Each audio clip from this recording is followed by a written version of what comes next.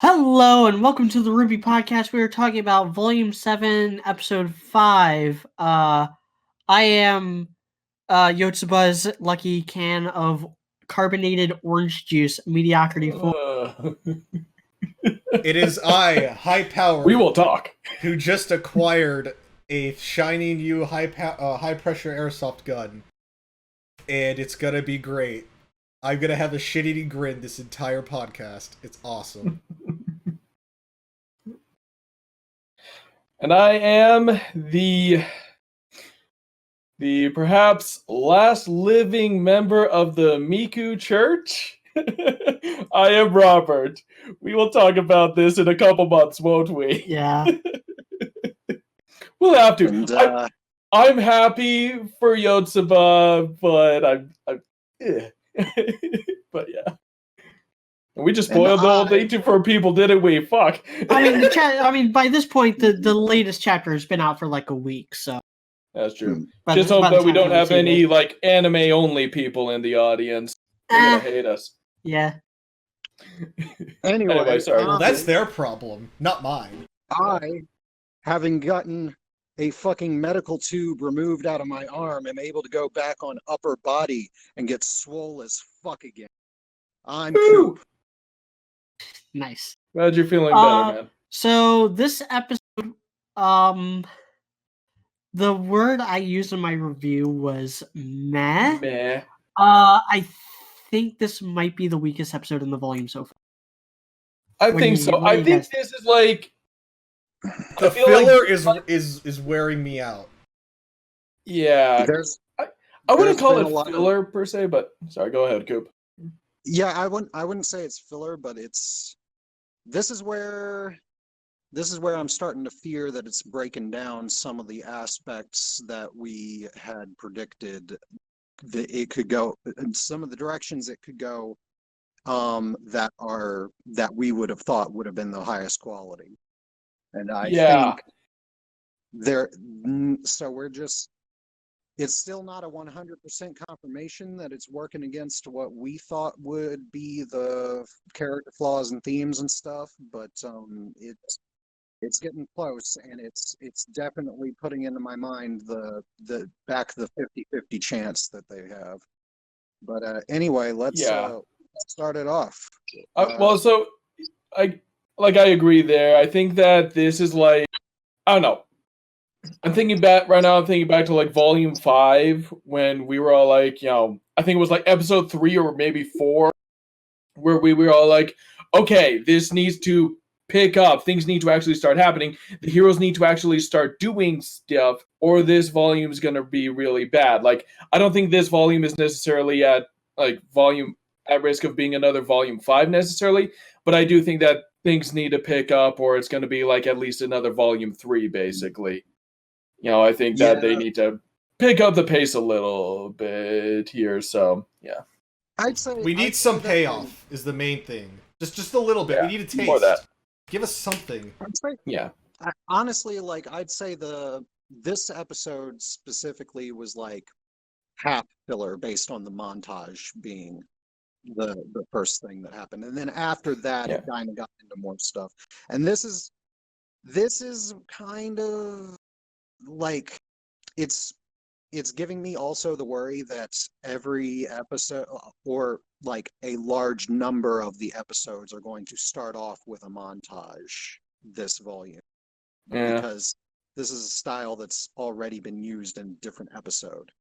So I'm wondering if maybe we're gonna be seeing something like that. Maybe not. It could be that they just thought that would be a good thing for this one. I don't know if they're a typical thing that I would expect for next episode is that they repeat the montage scene, but it's, instead of it being a positive montage this time, it's a negative one. So it's like a montage of them trying to calm down like the riots and stuff. Or a villainous montage. Yeah, that's like generally what we do. Like, this one was specifically set up to kind of boost all of them up. The next one could easily be the sort of morale dropping one in them. And that like and there the thing they would do, and I have seen this before. Other sorts of series have done similar things where one episode they'll have well, actually, they don't usually do it episode to episode. Sometimes they do it all within one episode where they'll start with a positive montage and then they'll do a negative montage that's basically a mirror of the positive one, but this time all of the tasks are like either like drudging or like they make people angry or stuff like that. Like like I've seen like I know what you mean. I've seen movies kind of do that. Like I don't know, like Zootopia does that in the bit where you got her put on her first day on parking duty, all cheerful and having the best time ever, delivering all these parking tickets. Then the day after that, it's just the worst time ever. Like that kind of thing, kind of is what you're saying. I think we're all just saying we need a Curb Your Enthusiasm moment right now. Like, let's be real. Like, this is kind of what we're talking around. But... Well, I think the Curb Your Enthusiasm moment happened at the end of this episode. Yeah, it could very well happen. That'll be something we have to address later towards the end. There's something involving that get into the episode closer to the end. But yes. Let's break down this montage, shall we? So we start off with them in their dorm rooms. Penny wakes them up. They're wearing like these Atlas shirts. They just look like gym clothes. Like the got the mission control. Okay, am I the only one who notices that Weiss's boobs seem to have gotten bigger? Weiss's boobs always look bigger when she's wearing anything other than her default outfit. I don't know. Remember the first volume, that nightgown she wore? I remember her nightgown in volume 1 very well. Really? I guess I'm gonna have to take a look back at that. I thought she was flat as a board back then. Yeah, Weiss is at least like a B cup, but they've also like made all the women like at a glance they all have like the same bust size. Like Yang has gotten smaller, and then like everyone else is like normalized out. Me and Media, both being on the Clav gang as we are, would of course remember Weiss's little nightgown. Fair enough. You're the experts. Yeah. But anyway, no, it's a damn good thing that your mill expert has come back around this week, because this is every morning at PT, for those who aren't familiar. You wake up tired out as fuck to your alarm. You go down to the lobby of the barracks, and there's always one or two guys that are overly motivated. The PT wizard.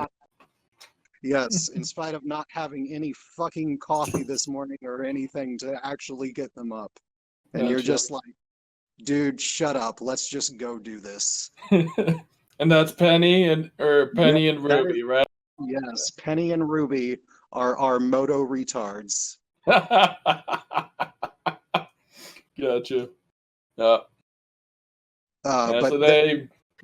I do like how they have the Atlas sleeping gear or whatever. That's the fact that they don't have I didn't really think about this until I saw this, but I was like, they don't really have any. It's all combat training, not physical training. Yeah. Which is that's not. I get it for an anime, but actually, I don't get it for an anime, because they usually have physical training where it's just, hey, lift this boulder or something like. Grab this ammo can and run. You smallest person on squad, lift big man on squad, and run across the field. Mm-hmm.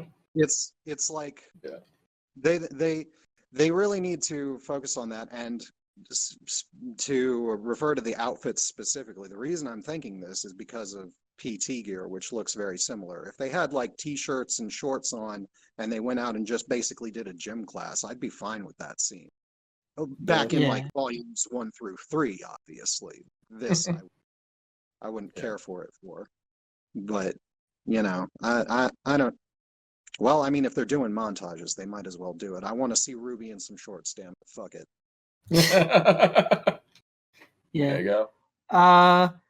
So with this montage, we do have a new song. I have not been able to make out any of the lyrics because it's at least not butt rock like a lot of Jeff Williams and Jeff and Casey Lee's stuff, but it's It's I don't kind know of like the audio mixing. I don't have the best audio on this laptop. Maybe it's just me, but the audio mixing levels seem really off. No, I think you're right. So I wouldn't say quite the mixing, but the background music volume is weird, and I understand why that is, because all of their BGM has lyrics, so they want you to basically be able to hear all the lyrics while they have people talking over them, Yeah, and which that's like is real. not necessarily a great idea, but Yeah, it's not a good. It's generally not a move that most series or movies or films or whatever you want to do pull. They have the background music that's purely instrumental, and then they occasionally have like a uh like like the most honestly the most lyrics you would get would be like choral ones Yeah. sometimes, choral, and yeah. Or another thing I've seen in movies is if the montage music does have lyrics, there's not dialogue over it. Like yeah. the one that came to my mind was the Legend of the Guardians, the Owls of Gahul, which fucking uses an Owl City song of all things for their big training montage song. And that song has lyrics, but when the lyrics are playing, there's no dialogue. Like they kind of edit around the lyrics of that song to put all the dialogue just Well, on instrumental so that it's not layered on top of each other. you can go with to cite something that's more better known, fucking Toy Story. That's got a lyrical song Yeah. in there that none of the toys talk over. Yeah. And same thing with Tarzan, actually. Yeah, Tarzan is another big one. The Son of Man. Yeah, but anyway, But yeah, as far as I'd have to listen to the song itself to actually get down into the mix properly, rather than just listening to it on the episode because of the sonic interference from the sound effects and dialogue. But you could very well be right about the mix. It would have the Jeff and Casey Lee deal is that they work very hard, like right before the volume, usually, to pump these things out, and Yeah. they have. I'm not going to say they've been slacking off, but they've been definitely taking some shortcuts if we just go off of Yeah. the open. Well, Yeah. and we've been saying this since like volume 4, and that they've been coming out with these soundtracks year in and year out. This is the seventh one in as many years. Yeah. Even the best artists can't maintain a good level of quality like under those conditions, and they are not among the best. Yeah. No. Yeah, they definitely need to give And some other artists a chance. And to Yeah. be fair, I know that Rooster Teeth has kind of advised them to stay within a certain set of genres and categories of music that to keep with the overall RWBY musical theme. And I have listened to some of the other stuff Jeff Williams has worked on, and it has been of different genres and stuff.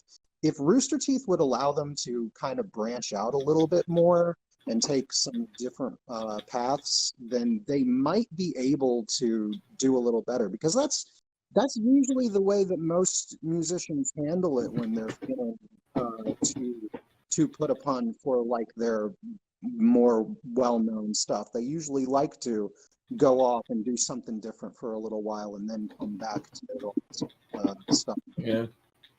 I'm So maybe it's a combination of like Rooster Teeth not letting them stretch their creative muscles enough, and also just doing this for too long, basically. It's the same thing with a lot of different kind of art. Like you have like generally for most writers, it's known that poetry is kind of your off time workout, whereas like for artists that do anime style, they know that the Western style is the one that they should hit up to kind of get to the muscle groups that they're not working on. There's all sorts of various reasons for it, but it's like generally that's just the way every kind of art thing handles stuff. And I mean, I get why the Rooster Teeth guys would be like, hey, can you work on this specifically, because we're really trying to create a general feel. Yeah.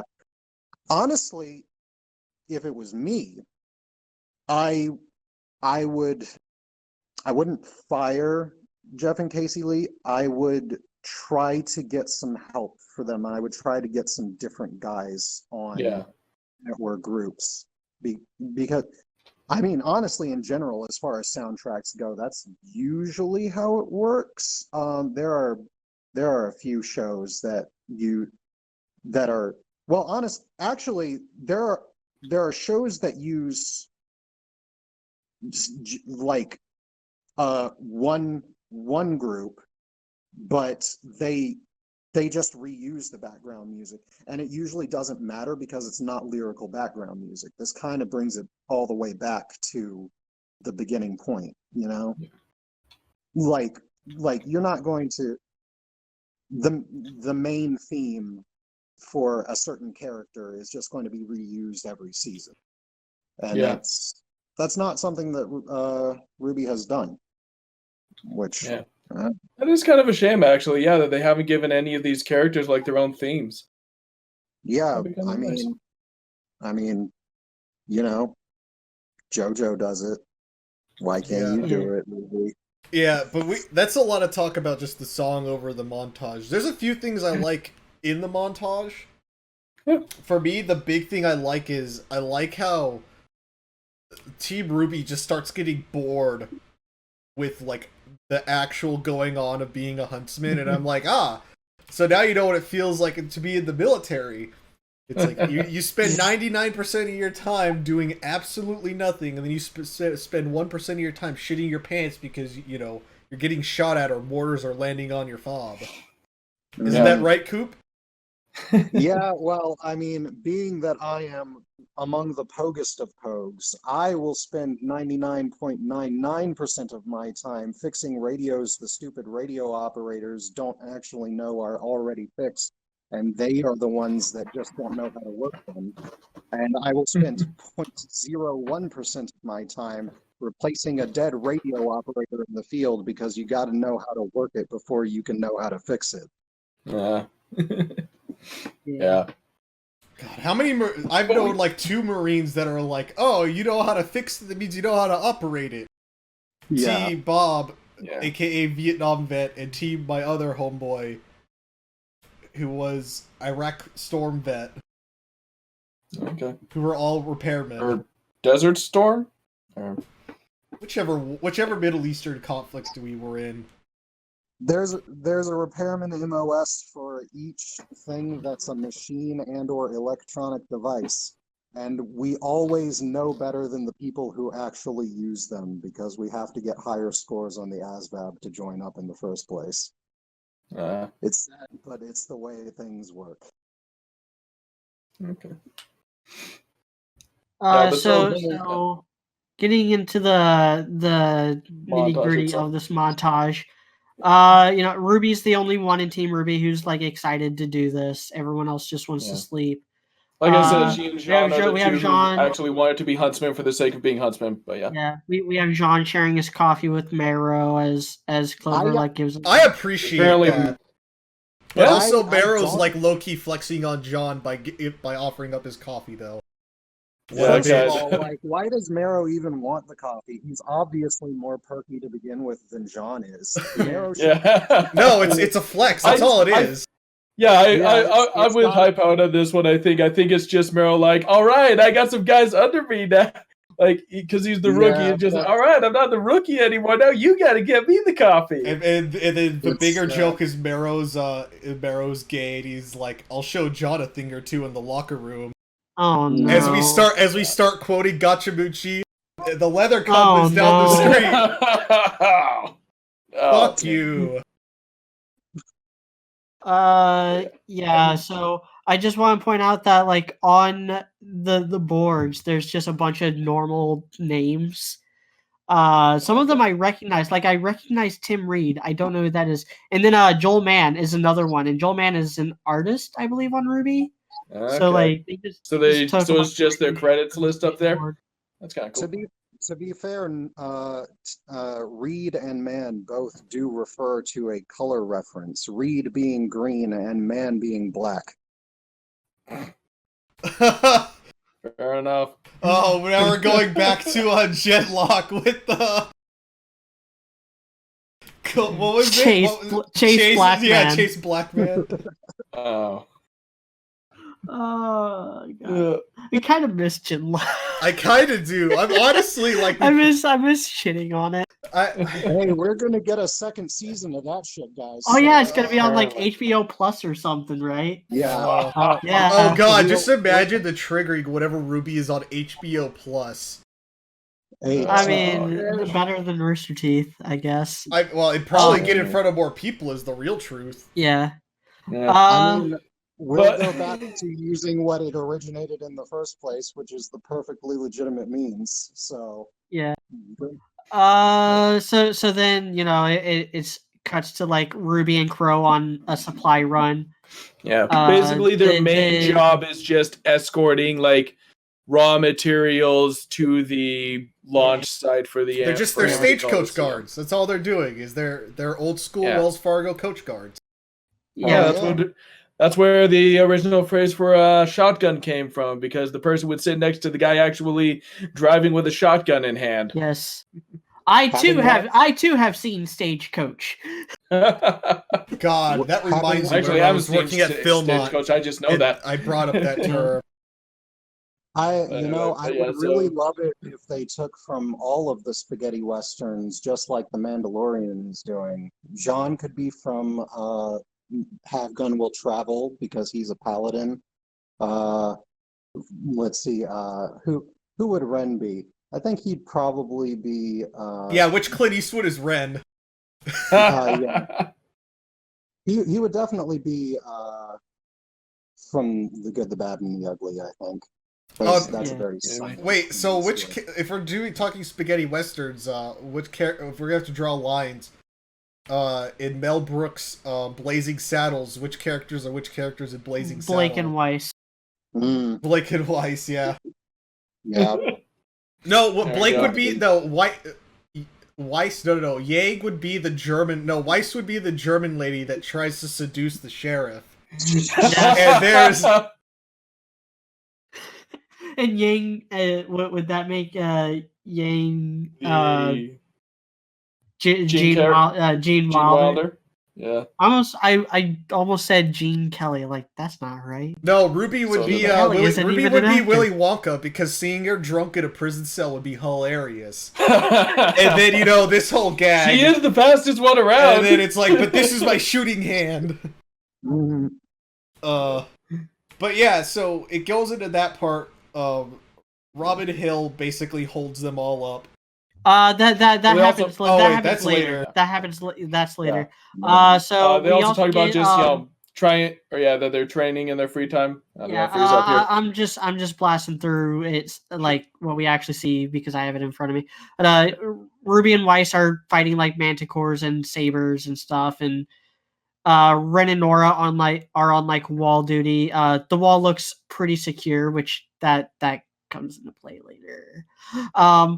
Then we have this cringe fuck scene with Marrow, Blake, and Yang. Oh yeah. Yeah, Where he's like, hey, you guys seem like you work together a bunch, but do you have any team attacks? And then they're like, yes, we do. And it's like, okay. Well, no, Oh he's man, so someone who is No, good no, at that's- dodging and someone who is good at punching don't make a good team apparently, except they do. And this scene didn't need to exist at all. But it doesn't So- need to exist, but he's also making a fair point of like shouldn't you all like work with the other members of the team? Well, no, I mean, yes, but that that's, makes sense. It does. Yeah. But that's a not the complaint. point there. Okay. But that's not That's the a point. that's the a show's but trying that's to a make. that's a Couple- that's Like, a that's a good good point. Let's unpack Like this, Miro's because- making a good point, but the show then shuts him down. Yeah. because down because his there, very there's good point. there's like the thematic content and shit that the scene is kind of doing, which isn't even the first time this volume that it's doing it. It's literally just a repeat of last episode with Harriet being like, "Oh, we don't have time for friends. You got to just work with who you can work with." You know, Blake and Yang get too comfortable working with each other to where they can't like be individuals, which is what this show is supposed to be about: individualism and uniqueness, And what a lot of people not- worry not about like- in not- regards and not- to and not- and let me finish. relationships. And not like Sorry, fucking like in reference to ruining shipping? your expression. Like what happens when one of them isn't available or gets hurt or dies? They're Yeah. gonna be useless. They're gonna be they are so far up each other's asses that they are basically becoming useless. That they'd be useless alone. Yeah, so Or, kind or of that not, big not fear even of just like, you, not okay, even does useless alone, useless with anybody except each other. Like Yeah. that's what Marrow is kind of getting at. Like there's 4 members of Team RWBY, and that's so someone commented this on my YouTube review for this episode. Where like it has really felt like for a long time now that it is not RWBY. It's RW plus BY. Blake and RWBY don't interact. Yang and RWBY don't interact. Yang and Weiss only interact very rarely. Blake and Weiss only interact very rarely. Why is it even a 4-man team? Yeah, that is true. With Lady, I don't know. Again, just in reference to the whole, all those Ladybug shippers out there. I'm sorry, but the last time they were in, like, the most time they spent together was in last volume when they were in that house looking at a picture together for all of 5 seconds. That is the most Ruby and Blake have interacted. Yeah. So. And it makes it stale and it makes it stagnant. Like imagine if in Avatar: The Last Airbender, Zuko didn't interact with anybody except Iroh. Yes, their relationship is phenomenal. It's great. Zuko's one of the best written characters in animation history. But he would be such a dull character if he didn't also interact with Aang and Katara and Toph and Zuko and Sokka He'd just be a and cardboard Azula. cutout along for the ride. Like, His relationship with Sokka gave us one of the best moments in the entire thing. My girlfriend turned into the moon. That's rough, buddy. That's rough. I loved his That is interactions the with best scene, like one of the best scenes in the entire thing. And I love that moment with Toph where Toph's like, "Yay, I get to go on a spiritual journey with Zuko," and Zuko's like, "No, we don't have time for that," and it goes on to like the final like. Toph gets all like disappointed. Fire, but Toph gets all disappointed because she's the only one who doesn't get an episode, basically alone with Zuko. But mix things up. Like mixing up character dynamics is what keeps ensemble cast interesting. But and this scene here basically just shot that in the knee and said nope. It gaslit it to the point where like, oh, we don't need these characters to interact with anybody else because they're just fine together. And the other thing the scene makes it look like, and this is something I just have to come out and say it. You don't have to agree with me or anything. I only speak for myself. Yang is just another Adam and just another Ilya at this point. I'll go with that, and I'll go with that.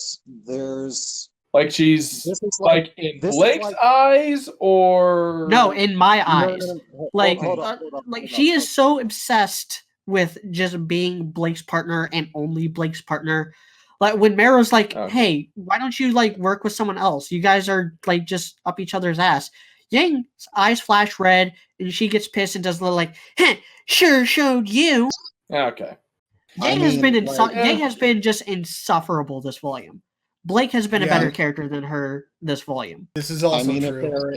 If they're working Yeah. towards the government statistics on lesbian-based domestic abuse, then it's a good way to go. But Oh boy.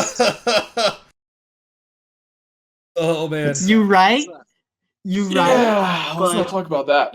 But no, like But, I just somebody in the comments tell me what is different between this and the RWBY DC comic with Adam and Blake, where Adam was obsessed and kept on like keeping Blake close and wouldn't let her like out of his sight and shit. What's the difference? Somebody tell me. And this is like, it's so baffling because we thought it was going to kind of be the opposite in Volume 6. Like, if it was going to be toxic, it was going to be from Blake's end because Blake never apologized. Blake never really learned her lesson, as far as we can tell. Yeah. And so Yang is just opening herself up to just, it's stagnating. It's not interesting. It's shoehorned in. It doesn't need to exist. It serves no purpose. The only like remote purpose it does serve that is remotely interesting is something last week's episode did better. See, the thing with Blake is that she has what we perceive as being her character flaws are not perceived by the writers as being them. They write in different flaws about her that are. It's kind of that whole. I don't know. I think I've brought this up before. The possibility that Blake is kind of a Mary Sue, where they're so dedicated to this, I wouldn't to say loving that. her and talking about how everyone should love her and giving her this ridiculously like huge harem that she doesn't deserve, and it kind of like drags down any character that she's got a relationship with, basically. So, who knows? Maybe we should be glad that RWBY hasn't actually interacted with her, because it would drag her down. But I don't know. It could kind of. Well, I'm not particularly glad that RWBY hasn't interacted with her, because I've actually having in a really awkward kind of reference here for anybody who knows about Kandagawa Jet Girls, that particular ecchi racing anime that is essentially a combination of IGPX, the body styles of High School of the Undead, and the interactions of RWBY that could have possibly happened. The main two are basically a ladybug. So they are. You have the shy kind of awkward girl who just wants to make friends with people, and then you have the sort of socially inward girl who closes herself off but ultimately also wants to make friends. And that's originally what I thought was going to be the deal between RWBY and Blake, because if you watch the foot she puts in the door with Blake in the first volume, that seems like Blake, even though Jean is the first friend she makes at Beacon, Blake seems like the very next one that she makes. So like you're like RWBY is the one that's going to open her up because she's a little sweetheart, and Blake, in spite of her trying to be serious around everybody and close herself off, she's going to obviously open her heart to the little sweetheart. But no, instead she opens her heart to the nearest blonde at any time. Yeah. Or to be fair, like Blake could have been, or Yang could have been that character for Blake too, but that doesn't seem to be happening. Instead, she's like dragging Yang down, it feels like. Well, and reminder that Yang didn't do anything in Volume 1. Yeah. Like the whole Blake arc with Blake running what Yang. But like in Volume 2, Yang could have been that person, kind of was that person, and then this whole thing. God, why is shipping ruining this fucking series? It's I don't think it was shipping. I think it was Blake? it was no. Not even Blake. It's more Yang. This volume, it's Yang. Here's the thing. The problems with the characters' interactions in the first volume were just the variety of different quirks every character had. Ruby is not just a sweet, shy girl. She likes sweets and is overly conscious about weaponry and stuff, and is also heroic and loves fairy tales. And her comics. And all of these different things. And it's the same with Yang. She's hot-tempered, and she's like pushing Ruby out of the nest, but also maintaining a motherly kind of vibe with her too. And she's also flirty with dudes specifically instead of chicks that she gets into later, apparently. Everybody seems to be forgetting that. Yeah, and the thing about that, yes, this is a thing that real life people go through, but to be sadly honest, you can't put a real life person fully into a story. You have to simplify things. You might not super simplify them to the point where they're one dimensional, sure, but you can't add so many layers of stuff on top of a character and then expect it to be easy to write out their interactions with everybody. So you kind of gotta stick to one thing. And I think Miles and Carey knew that. And so they picked one thing when volume 4 was starting, and a little bit into volume 3. And so they were more focusing the characters. But by that point, their interactions had already been weird, and also they specifically wrote it so that they were split up. So there's such a variety of different issues that went into the characterization in the first place that has led to this point, and is basically unrepairable almost, that they kind of just got to roll with it. It's just going to be, honestly, when the entire series gets done, it's going to be one of the most major flaws about it, and the thing that's going to take its ultimate review down a huge peg. Yeah. So then, I don't know. We need to move off the subject right now. Yeah. Okay. Well, the next thing is the thirsty moms that Miles was super excited for, and it lasts 10 seconds. As Chad John, I do like it. I do think I'm curious to get more if he goes to some big Atlas party and all the I don't know, and all the trophy wives are surrounding him and all the guys are just glaring daggers at him. He's like, fuck. So this is this is something that we kind of wondered about last week with okay, are we going to even see this? And I have to say this, I am glad that it wasn't just completely skipped over like they did in volume 5 and volume 4, and to a lesser extent volume 2. I'm glad that we at least got a montage to be like, yes, they are training, yes, they are going on these missions, yes, they are living the huntsman life. And in the grand scheme of things, it probably doesn't last as long as it feels.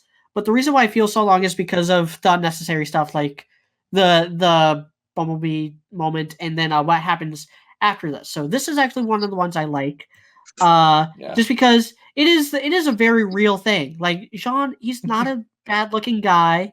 He's a well-traveled guy. He's crossed 2 continents. It's he's a well-traveled interesting. He's a well-traveled huntsman. He's still very young. He's not that much younger than these moms probably. He's got a 10-inch cock, of these kids. And he's ready to impregnate ladies. You know what they say about Aura? Yeah. He does have. I do actually like his hair. I know the joke is stupid. Chad John finally got you, media. I've just learned to laugh at it, but I don't know. I kind of wish Dude was here because a little while ago he said, he liked the hair because it made him look more grown up. I really don't think it does actually make him look like that is not the hair that I look at and say, oh, that's an adult right there. But no, it's fine. It's fine. I laugh at it now, but yeah. But what really pulls the scene together is this little detail that I haven't seen anyone address. So the last kid in the line has like the red coat and the blonde hair, looks a lot like the one who actually gives Shoves John the casserole at him. Yeah. She like does this dry heave animation where she's just like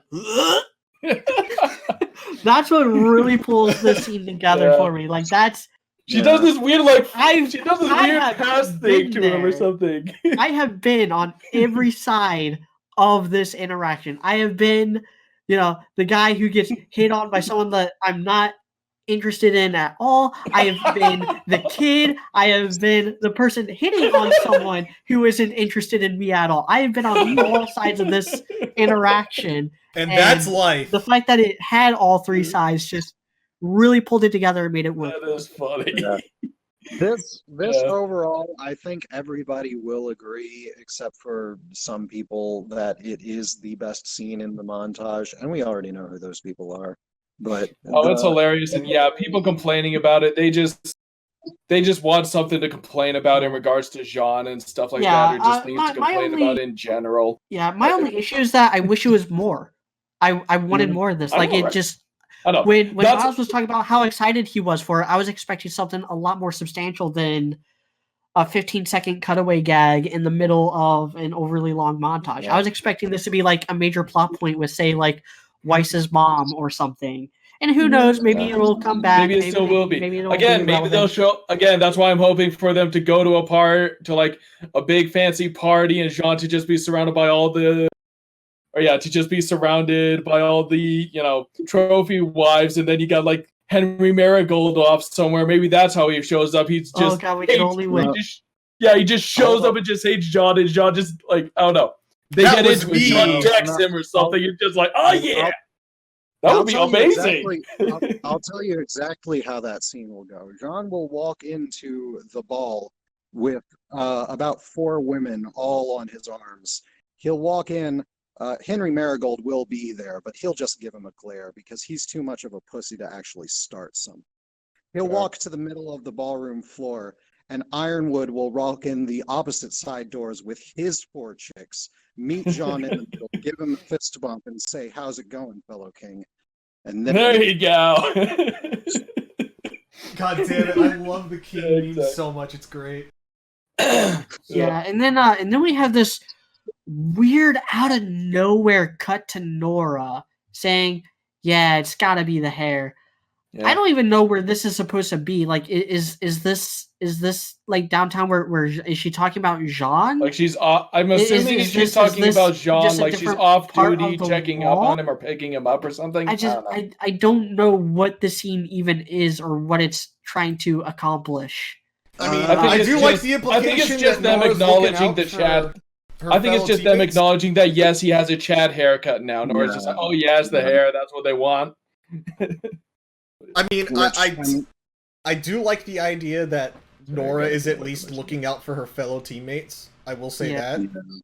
So that is nice. I do appreciate that. Unlike other members in this show that just seem to operate on their own. Looking at you, Team RWBY.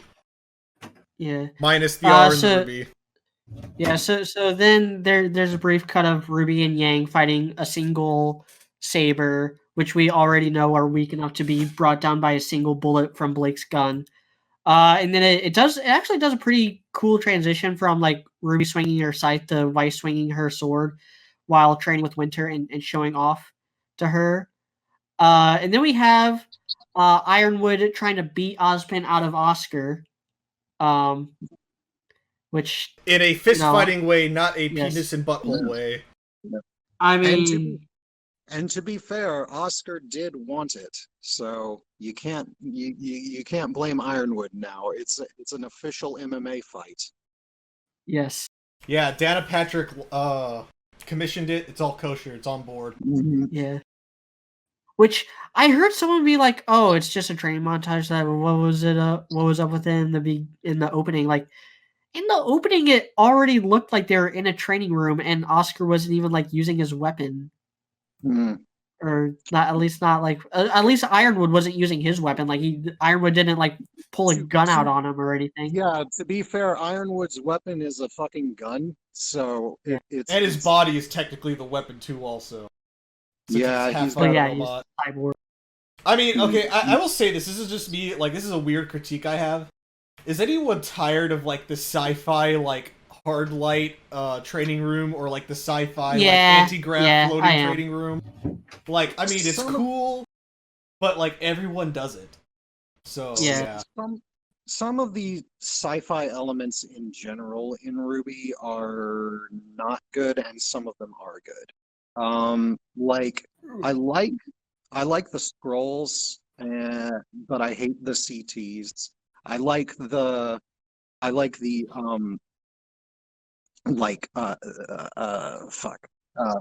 bullhead ships, but I didn't really like that they had giant aircraft carriers that could also fly.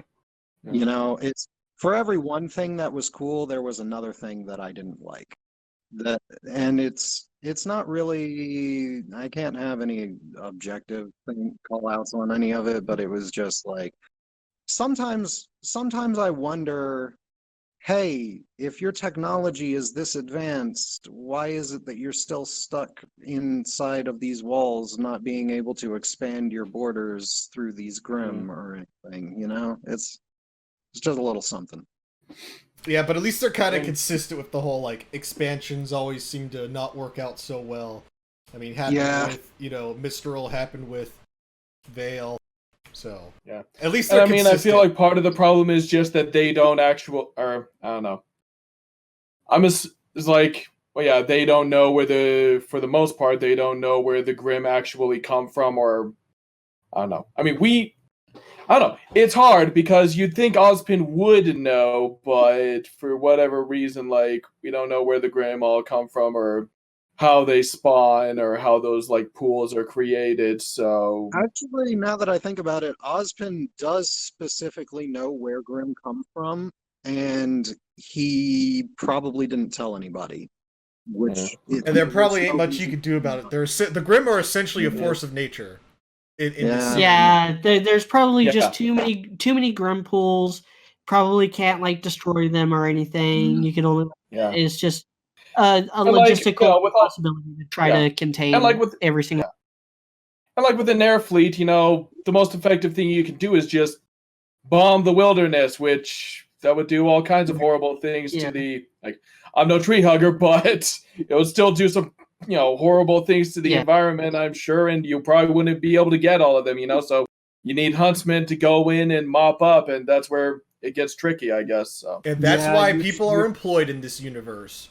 Yeah, you would just get commercials coming on SDC television where it's like, have you or a loved one been affected by napalm dust? If so, call the number. No, napalm mesothelioma dust. Yeah. Have you or your loved one encountered Agent Orange? But yeah. So then, then we have Team Juniper training with the Aesops. We have wait, is Vine it the and Jean. Yeah. I'm sorry. Yeah, Vine, You're right. Training with Vine about like projecting his aura outside of his body, whatever that means. Whatever that means. Either he's going to learn how to do the whole like beam sword thing, like Link does in. Which doesn't he already do that?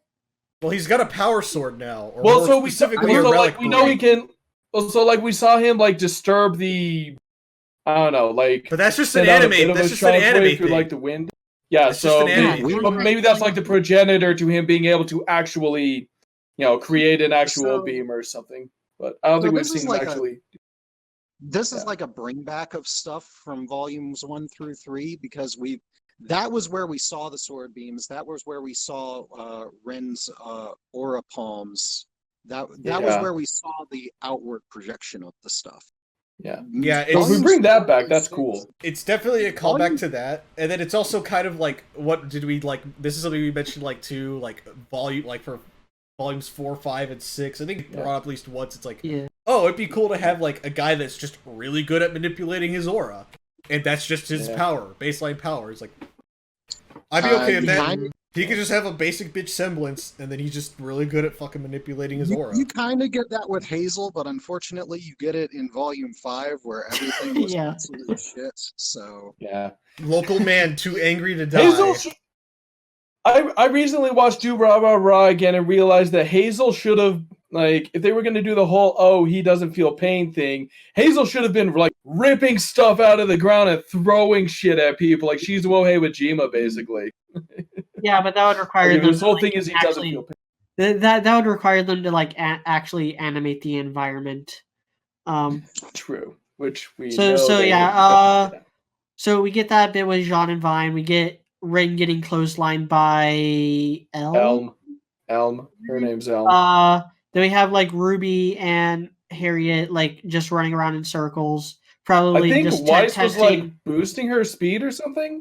She wasn't boosting her speed. I think she was just keeping Ruby like on track because I don't think Ruby can control like the direction she's going as much. You think that the most like maybe. the test for her powers would be like, all right, here's a like obstacle course. Just make like a basic bitch maze and like see who could like just run it and see how fast you can run it. Yeah. Would seem like the best way to like test her powers. Or like or give her hoops to jump through. Kind of. Or one of those races where you like run back and forth. Oh, a relay on like a basketball court. Oh yeah. Or the pacer Is test. that a relay? Yeah, the pacer test is what I was saying. Pacer test? The hated pacer test. Yeah. The Fitness Gram Pacer test is. I'm having PTSD flashbacks, Coop. Stop. Not saying that I'm not fit, although I've gained some weight again, unfortunately. Those were never fun. Yeah, no. I never really liked running. Yeah. But then we get another shot of them like crawling out of their beds. Weiss is brushing her teeth. Ruby, once again, only morning person in the group. Have a better Bumblebee moment. A more tolerable one where like Yang is like about to just drop dead basically, and Blake grabs her arm and pulls her along. Yeah. Another cut to like the mission room. This time Jean brings Marrow his own coffee as well. Before taking a seat, and Nora's like passed out. And then this match, this pretty cool like little match cut montage thing of Team RWBY together. Start off with Let me actually look at it. So then first they're all like Ruby's cheering, and then she's like doing this, and the rest are like just slowly becoming more and more done. Weiss ends up putting her head on Ruby's shoulder, and Yang and Blake are leaning back, and then Yang and Weiss are both laying on Ruby. Blake is laying on Yang, and Ruby's just like the only one who stays up through the entire briefing apparently. Which again, she's like the one who. Yeah. I think it even weighs on Ren eventually too. Also, and like it's like what Ruby and Nora are the only one that are actually like. No, Nora is asleep. Nora passed. Ruby and Jean probably. Jean, you can't see Jean. I would also imagine Rin. Yeah, I would also imagine Rin stays up, but that's because he's just Zen Master dedicated. 9000. Yeah. All right, and then it's so. Oh my god, this is only like 2 minutes and 40 seconds into the episode, not including. We've been here for 30 minutes. Yeah, not including. Yeah, not including the opening. And the episode does start to slow down a bit because we get the return of Team Funky. Yay! From Volume 3. And I still don't know whether or not I give a shit. I mean, I'm not upset that they're there. I appreciate Meme Cat and her new outfit. She looks adorable. And I like, Flint's outfit. And I think it's funny how just Neon Cat gets cornered and then Nora just fucking drops the hammer on her. Yeah. I feel like the most important thing of this episode happens off screen, which is I'm pretty sure Jean kicks Flint's ass. I also like how so we see like Neon going around, and then she looks back, she sees one of her teammates get like knocked out, then another teammate then I'm pretty sure it's Flint that gets knocked out, and I'm kind of scrubbing through it right now, but yeah, we have like Flint blast Jean through like one of the walls. We get the other two members of Team Funky. One of them's name is Cobalt, and I don't know what the other one's I don't think name they is. gave a name to the other guy. Yeah, who We're I going think to the other name guy is him like Cage. conducting or something. Let me see if it's in the credits. I don't He had think no they voice gave him a actor, name. did he? Though he had no voice lines. Yeah, he didn't say anything, so I don't think so. And neither did Cobalt. No, Which I'm pretty Cobalt- sure his name is supposed to be spelled with a K. One of them did. They may have got grunts during the fight. That would count. I like how Technically. Neon Cat is like, "Hey, how's your boyfriend?" as she's like talking to Nora, and that's like the only like shade that gets thrown at Renora. Renora. To throw Yeah, they keep something cramming else- Bumblebee down our throats, but dude's not here, so I'm gonna say, yeah, they keep cramming Bumblebee down our throats, but can't spare any real time for Renora. But yeah, I will point out that at the end of the fight, Flint does empty out the spit valve on his trumpet. So that's a little shout out to musicians because I do appreciate that. Yeah, I know they say the other member's name as well. I just don't know exactly where, and I don't want to like listen to the episode, listen to that whole thing again. We're going to the call him, other. we're going to call him Egyptian Cotton because that's what he looks like. Yeah, the other two do not have as cool a designs as Flint and Neon. It's obvious that they made Flint and Neon to be Flint and Neon and didn't really care about giving them an actual team back in Volume 3. And so these other two are obviously just shoehorned in and don't have nearly as much care put into their character designs. But Ironwood is watching the entire thing. Oscar is officially part of Team Juniper. He is in this fight with them as well. Fuck. Fuck. Kill him, Too please. late, guys. Shoot him in the They spine. already- Fuck. Nora rides around on her grenade launcher like she did in that one bit in Volume 4. Yeah. Cobalt, it looks like Cobalt looks like he's just a hand-to-hand fighter as well, which is kind of boring. He pulls Oscar up by the hair. Neon is still like doing her thing where she's just trying to get under people's skin. Yeah. Just to try to get psychological advantage, and she brings up like Nora and Ren and being like, "Ooh, why isn't he so enthusiastic when he's just around you?" Well, obviously he's not enthusiastic because Team Junior is now Team J-Ron. Fuck. J-Ron. Got it. Yeah, Neon Cat dressed like a woman. Who doesn't even want to be there. Anyway. I do think it's weird there in that last bit where like, so she rolls into the middle of the arena, which for someone whose main tool is mobility, I don't know why she would do that. And like she sees Jean, turns around, sees Ren, turns around, sees Oscar or something like that. She turns towards like the last corner and like tenses up. I was trying to figure out with that bit, like, was she preparing to go like run that way, or like was she tensing up because she thought Nora was gonna that was where Nora was gonna like come from or something? But why not both? I actually think I know what this was. It was like just a little perk up on her part because she was like, "Oh, I can just go through here." Like, exit stage left. And then Nora swings like towards the top of her head, somehow hits her eye, and that was weird. Yeah, gives her a black eye that lasts like a few seconds. We actually see it fade out. When she's like, "That was amazing," it actually fades back into normal.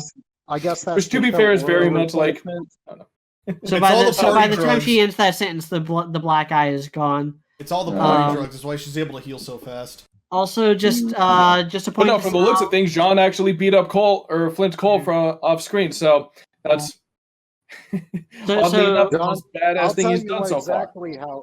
I'll tell you exactly how John beat Flint Cole off screen. He took him back outside the woodshed and just got his whip out and started beating him the way a normal white man beats a black man. Fuck no. Oh no! No. I knew Keeps exactly where happening. that was going as soon as you said woodshed. No. Anyway, but God, but no, yeah, I guess. Okay. I'm gonna see if the RWBY wiki has this covered because this is bugging me. I want to know the other fucking funky guy's name. And then the montage so- ends after this, right? Like it's done. I'm trying to recall. Kind of, yeah, you know, Neon tells them, hey, you guys are awesome.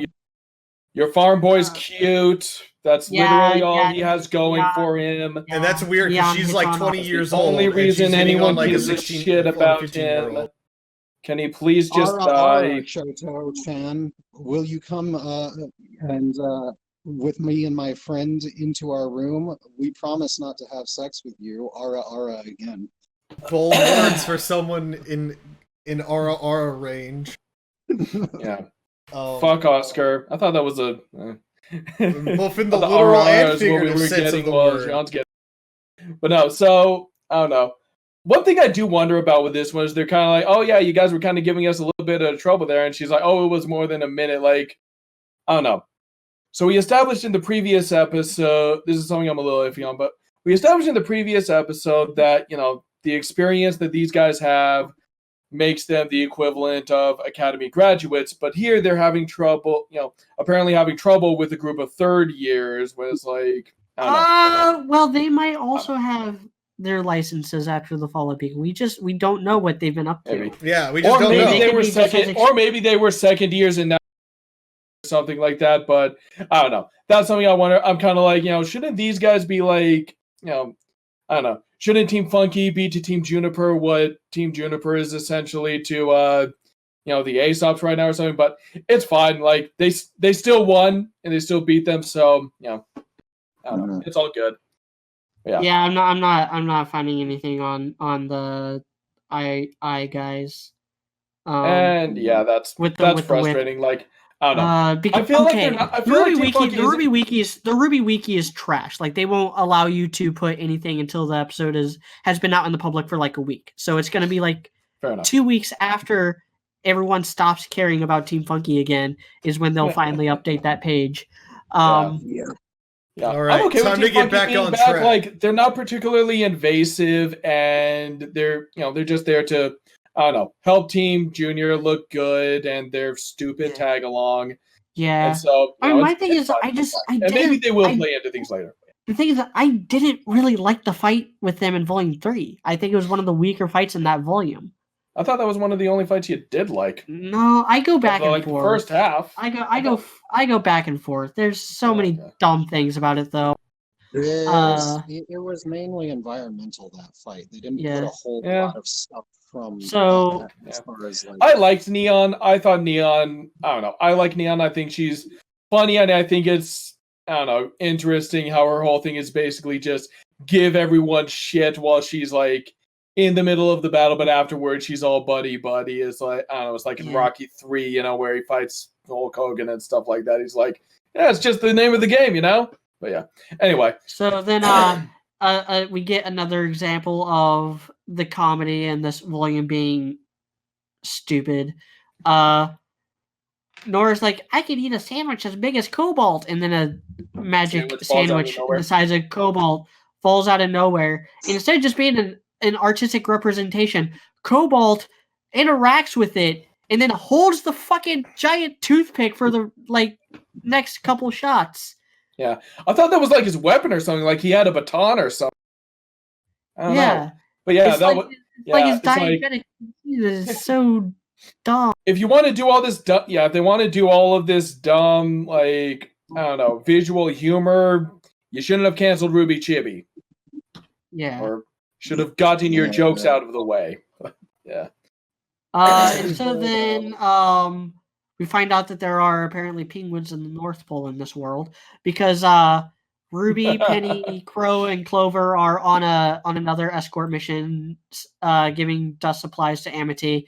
We find out that they don't want to use airships because airships just require a lot more dust fuel, which is what they need. Which is realistic. Yeah. We get another scene with Clover and Crow. It's literally just the same exact scene as episode 3. They're just passing time. Yeah, more or less. And we do officially have our confirmation that yes, Crow is sober now. Yeah. Which, So or at least I don't know. Maybe just drinking socially or something. But yeah. Also, we get a nice. I don't know. I like the interaction we get between Ruby and Penny, where it's just like, I don't know.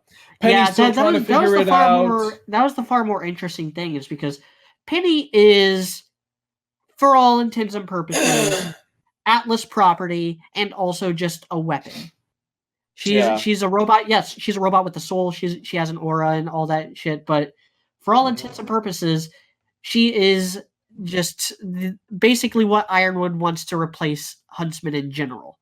Like, if he could get away with just having this automated huntress army, he totally would. And as part of that, like, she just doesn't have time for friends. And so it goes back to, once again, a debate that was, again, just far more interesting last week when it was being discussed about, like, okay, do these characters, like, really have time for friends? Is friendship really... Does friendship help or hinder when lives are on the line like this? Yeah, which the Atlas attitude seems to be nope. Which, I don't know. And also, I don't know. And also, I'm currently thinking in regards to Penny wishing she had a team to team up with. Boy, if only there was a team with that was, missing a P and didn't need a stupid farm boy. So put Penny on Team Juniper. And I guess this is also confirmation that Ciel Soleil is not going to come back. Yeah, that's because she was literally just there for that one brief gag of haha, I'm more robotic than you, and keep time. Ciel Which, Soleil, I mean, I don't really care. I don't really miss Ciel or anything. Yeah, Ciel was just a fan-based request, and if you want a canon answer as to why she left, obviously she quit the Atlas military and went to work as a brown-skinned prostitute where she could make more money. Okay. Okay. So essentially, I do appreciate how. Yeah, no, media's right. Penny is a weapon, and I would even say Penny is. For what other people understand that live in Atlas, Penny is almost like a nuclear deterrent. With the way that she is, it's even Robin... Okay, well, that's jumping Robin ahead. Is intimidated by her. That's jumping ahead, but the way that, that Penny is there, she's essentially a nuclear deterrent. She is the nuke. Well, Penny can solo take down a fleet of airships from Volume 1, and now she's been upgraded to where she can fly and do that too. So you don't fuck around when Penny's on the grounds. Fuck. Jesus. Yeah. So we have our first official introduction of Robin Hill, and I really wish they would have saved her for later. You think so? This was not a good introduction for her. No, it wasn't at all. No, she was a little robotic in the line delivery, but I understand why she's doing it. But just because I know why you're doing it, I think the only thing I know Christina V from is Konosuba. She voices Darkness, which I find hilarious. I don't care about Christina V. I care about I care more about characters than voice actors, and fair enough. See, when you're trying to cast doubt on a character like Ironwood, you usually don't do it by making him right. Yeah. Because right now, Ironwood is absolutely right for keeping things for not keeping Robin in the loop, for not telling her what's going on. This is a very serious, operation here that's poised to try to save the entire planet, not just Atlas. And to be fair, we don't know how she would respond if she knew the truth. essentially, if she Well, I'll tell you understood. exactly. I'll tell you exactly No, how here's she the thing. respond. It doesn't care. It doesn't matter because she's pissing and moaning about these supplies not going to fix the wall and mantle, a wall that isn't even broken. Rin and Nora are protecting it. He has people Yeah. there defending mantle on a constant daily basis. What the fuck is her Yeah. deal? Even has a nice young man walking the kids to school. Yeah. Here's the thing about that. Like, the most plausible thing that she could do with the information is literally just give it out to her potential voters to swing them over to her side so she'd win the election. That's like Yeah. that's like really all she could do. Be like, I support But instead Ironwood's she's- plan. But Or instead, I she's don't deciding to support spy her. on him and disrupt his deliveries and, stand in the way of the military when it's like, you're going to have to work with these people, essentially. So, yeah, that's kind of, I guess that's not the best. Like, I don't know. First again, impression. it goes back to that question I've had since the beginning of this volume. Do the writers not realize that Robin and Jacques are running against each other, Yeah. not Ironwood? Yeah. And which, Like, and kind of like, if Robin wants to get kind of that question of like, are we supposed to like either of them? Which, to be fair, I mean, if they're trying for a 2016 election allegory, two candidates that nobody really likes is a pretty spot on actually, but I don't think they realize that. But yeah, and then she gets all like high and tidy when like Penny comes in and she's like, "Oh, the official defender of Mantle." it's like, why are you what are doing you here?" doing to defend Mantle, bitch? Like, yeah, we haven't seen Robin do anything except just stand around and be Try to called threaten the people. hero when, like, every time we've seen Grimm running around in Mantle, she's nowhere to be found. It's fucking Ruby doing shit.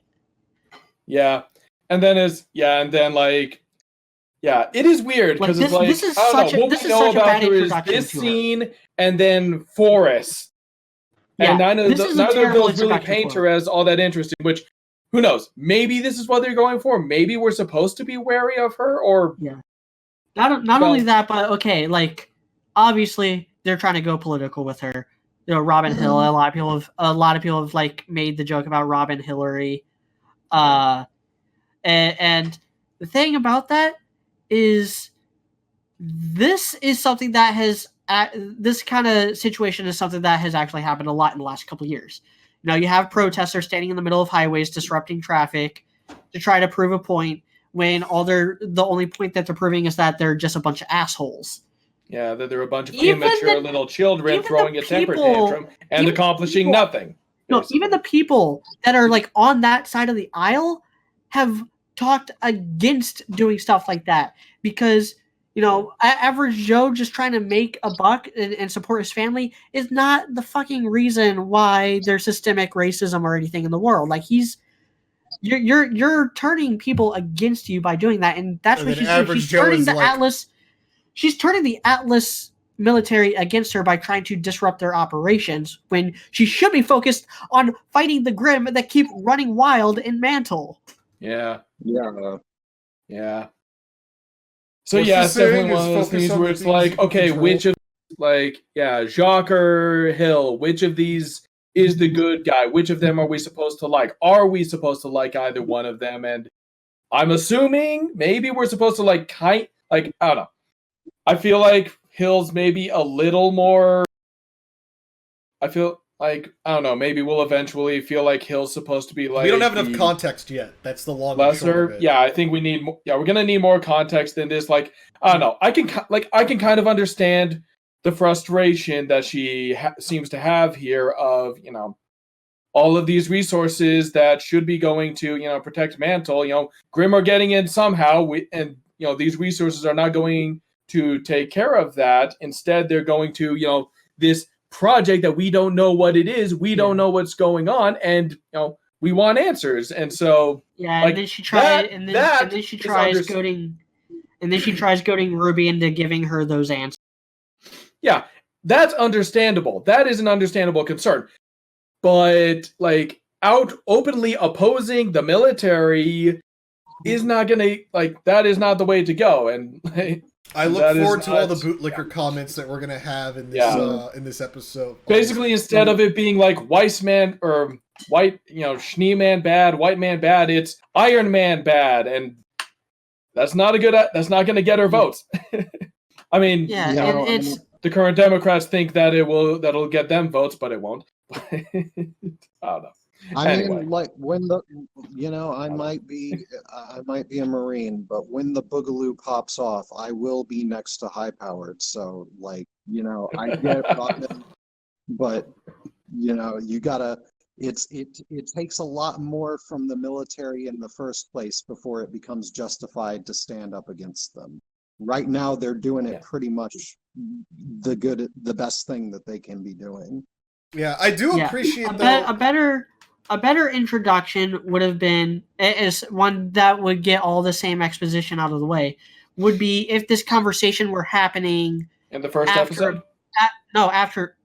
No, because enough was happening in the first episode. Okay. No, okay, just literally a few minutes earlier in this episode, we saw in the montage Ruby and Yang fighting a saber in Mantle. Mm-hmm. What if that's where this conversation happened? What if like Clover, Crow, Ruby, and Penny were like killing these sabers? On patrol. Robin comes in, saves them, and it's like, hey, you know what would help is if instead of sending supplies out to the middle of the tundra, you put more supplies in the wall defenses. And Clover's like, and then Clover's like, how do you even know about that? And then Robin's like, oh, I she just have winks people. Suggestively at him. Then the same conversation happens because then the introduction isn't, oh, Robin is just trying to stand in the military's way and act in complete ignorance of the situation and try to take matters into her own hands despite her having no idea what's going on. Instead, it's, okay, she's the hero of she is the hometown hero of Mantle. She's a huntress first, and she has these concerns. She knows what's going on because she has people telling her stuff, and she wants to know why they have to keep fighting the Grimm running through Mantle instead of like just fixing the kingdom defenses and being done with it. Yeah, that's a good point there, and I agree with that. Yeah, I don't know. Yeah, Clover has like some. Basically, just portray her more as a concerned citizen than as a terrorist. A total rebel. Yeah. Then as well, Robin Hood. Yeah, exactly.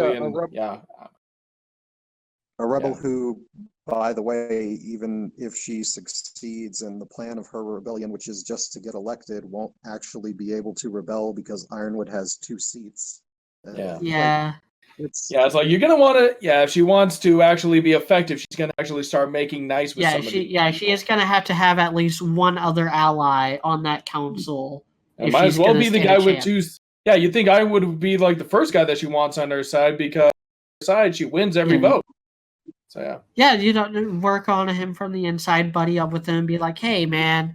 All this like military operation stuff, all these fleets flying over the city. People are scared. It's not cool. Pull back a little bit, man. What's and then we cut to more training with Weiss and Winter.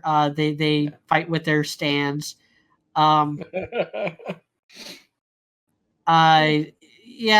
scene I guess it was all right. Probably the second best overall scene in the episode next to the thirsty moms.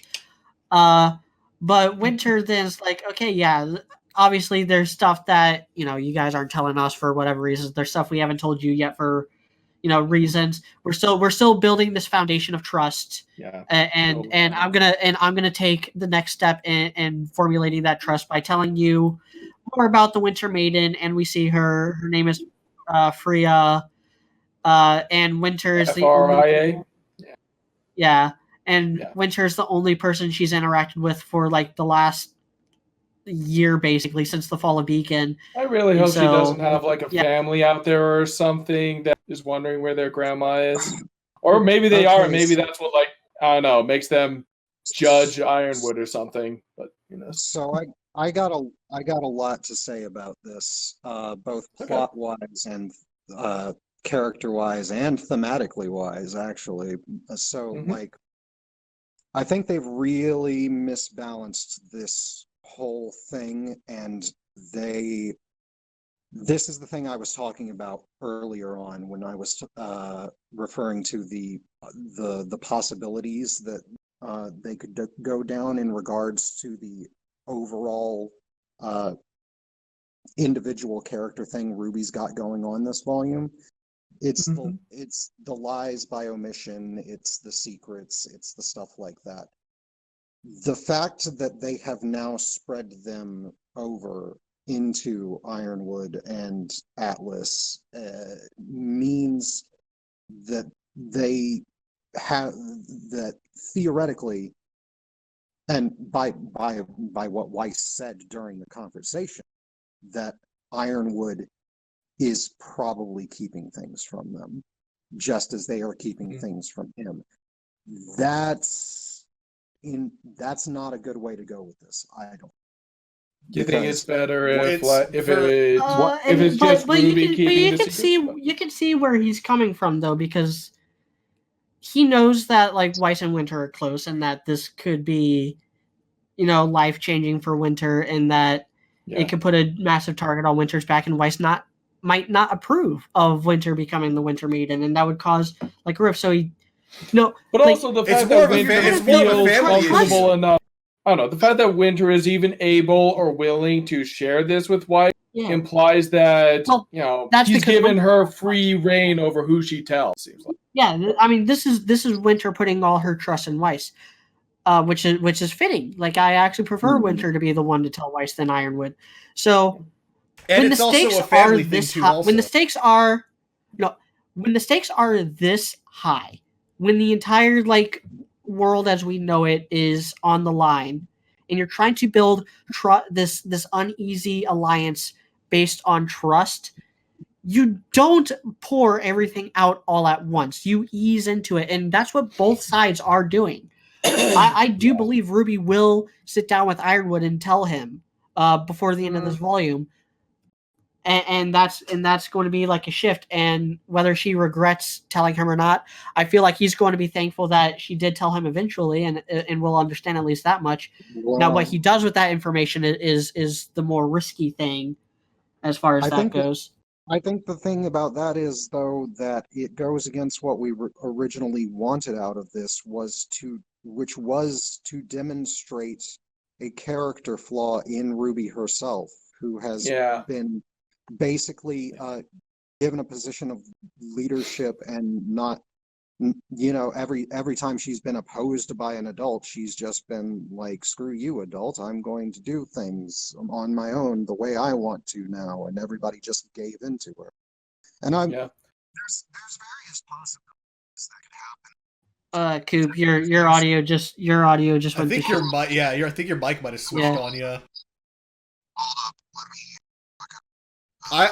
I will filibuster though. So this is for me, like, I kind of give this lie or withholding of information a little bit more of a pass than normal. The reason why I say that is because it's not pertinent for the mission at hand, but then at the same time too also it's more of a family issue between Weiss and Winter. Which is the other thing too, because if anyone's gonna care out of that whole group, it's gonna be Weiss is gonna be the one that cares the most out of the whole group, with Winter becoming me. Because and it's reasonable to assume that Weiss has probably figured out that the life expectancy of a maiden isn't that good. So that's my thought. I'm kind of fine with this. I can understand how if Weiss brings this to the rest of the team, then that might push RWBY to want to delve that information that she's held on to. And hell, even maybe get I'm curious, and then even give up some of the Wish stuff too also. So I don't know. I think Coop's microphone's working now, but yeah. To get back to the point I was going to, I'll I'll finish up this thematic one and then I'll get into it plot wise. But Okay. the thing that most hints me towards it going the direction of spreading the blame around for lies of omission and making everybody equally culpable is the Weiss thing, where she accused Ironwood of keeping things secret, even while she herself was backing Ruby up and doing the exact same thing. So I'll reference. I promised that I do this, but another possibility is I was talking with Bia from the Black Sun Discord, and what could easily happen is that Ruby won't be portrayed as individually flawed. The blame will be spread around among her teammates that have backed her up, and ultimately it'll just it won't be the thing that we wanted from it in the first place. That's just what I kind of wanted to get across as being the character and theme thing that would kind of mess up what we wanted from it in the first place. And I guess kind of, or I don't know if I can just give my thought on that real quick Yeah, to yeah, the yeah, thematic thing before we get into the plot thing, if that's okay. Or yeah, that's fine. okay, I don't know. I think that these are different situations. I think this was like, just kind of like what we said. The Winter Maiden wasn't particularly relevant at the time they were discussing the, what was going on with the with Amity Coliseum, and like, Crow knows who Freya is, knows how old she is. Mhm. So he would, he would probably figure, okay, he probably has, some sort of contingency for when she passes away, and just, again, felt like it wasn't important. And I think that this was probably just, for Winter to tell who she wants to tell. I don't think that this was, and I think that this was just one of those things that it just didn't come up. I don't think Ironwood was actively keeping this a secret. I think if anyone had, asked any of them for more details, I think Ironwood would have just turned to Winter and said, do you feel comfortable telling them, basically? So I don't think it's the same thing. And I do still think that, Ruby lying is going to bite her on the ass. I'm still expecting that. I'm still thinking that's probably what's going to happen. So, Well, yeah, even when Weiss, calls questions Ironwood's decision. First of all, she's not concerned about him for lying. She's concerned because she feels like he's taken Winter's choice away from her. That he was basically grooming her to be the Winter Maiden, probably before he even told her about, Freya. And I think that's what concerns her, because Weiss and Winter, for them, freedom, being able to choose what they want, is so important to them. I think that's what she's mad about, not the keeping secrets part. Yeah, I mean that seems to be where Weiss's concern was when she talked to Winter, is that like, oh, it's not. She doesn't say, oh, why didn't you tell me this sooner? She says like, how could he, take away that choice? Did you? He's been grooming you for this for years, which I don't know. Well, that's the other thing too. Also, it's like Winter's like perfectly down for it. I mean, has she been like pushed maybe to do this? Probably, but I mean, at the end of the day, she's the one that's got to like sit down and play nurse to Freya. So I mean, she's been encouraged, and ultimately it's her choice, and she's had a year to come to terms with it, and like she could probably back out at any time. They've got the soul transfer machine in the room with her. Yeah, which is probably mostly a backup in case like they really need the Winter Maiden into battle, which is kind of interesting. Which I don't know. Okay. First off, I just gotta throw this out there. I don't think this is gonna come into play in this volume. It probably won't. I think it's gonna go another. You think we're gonna have this for in a couple? They already have volumes 8 and 9 greenlit. Yeah, and we know they like to have 3 volumes in the same general location. This seems like it's going to be a volume 8 or volume 9 plot point that gets addressed. I feel like this volume is going to end. I feel like this volume is going to end with the election, and the next volume is going to be like the launch of Amity Coliseum.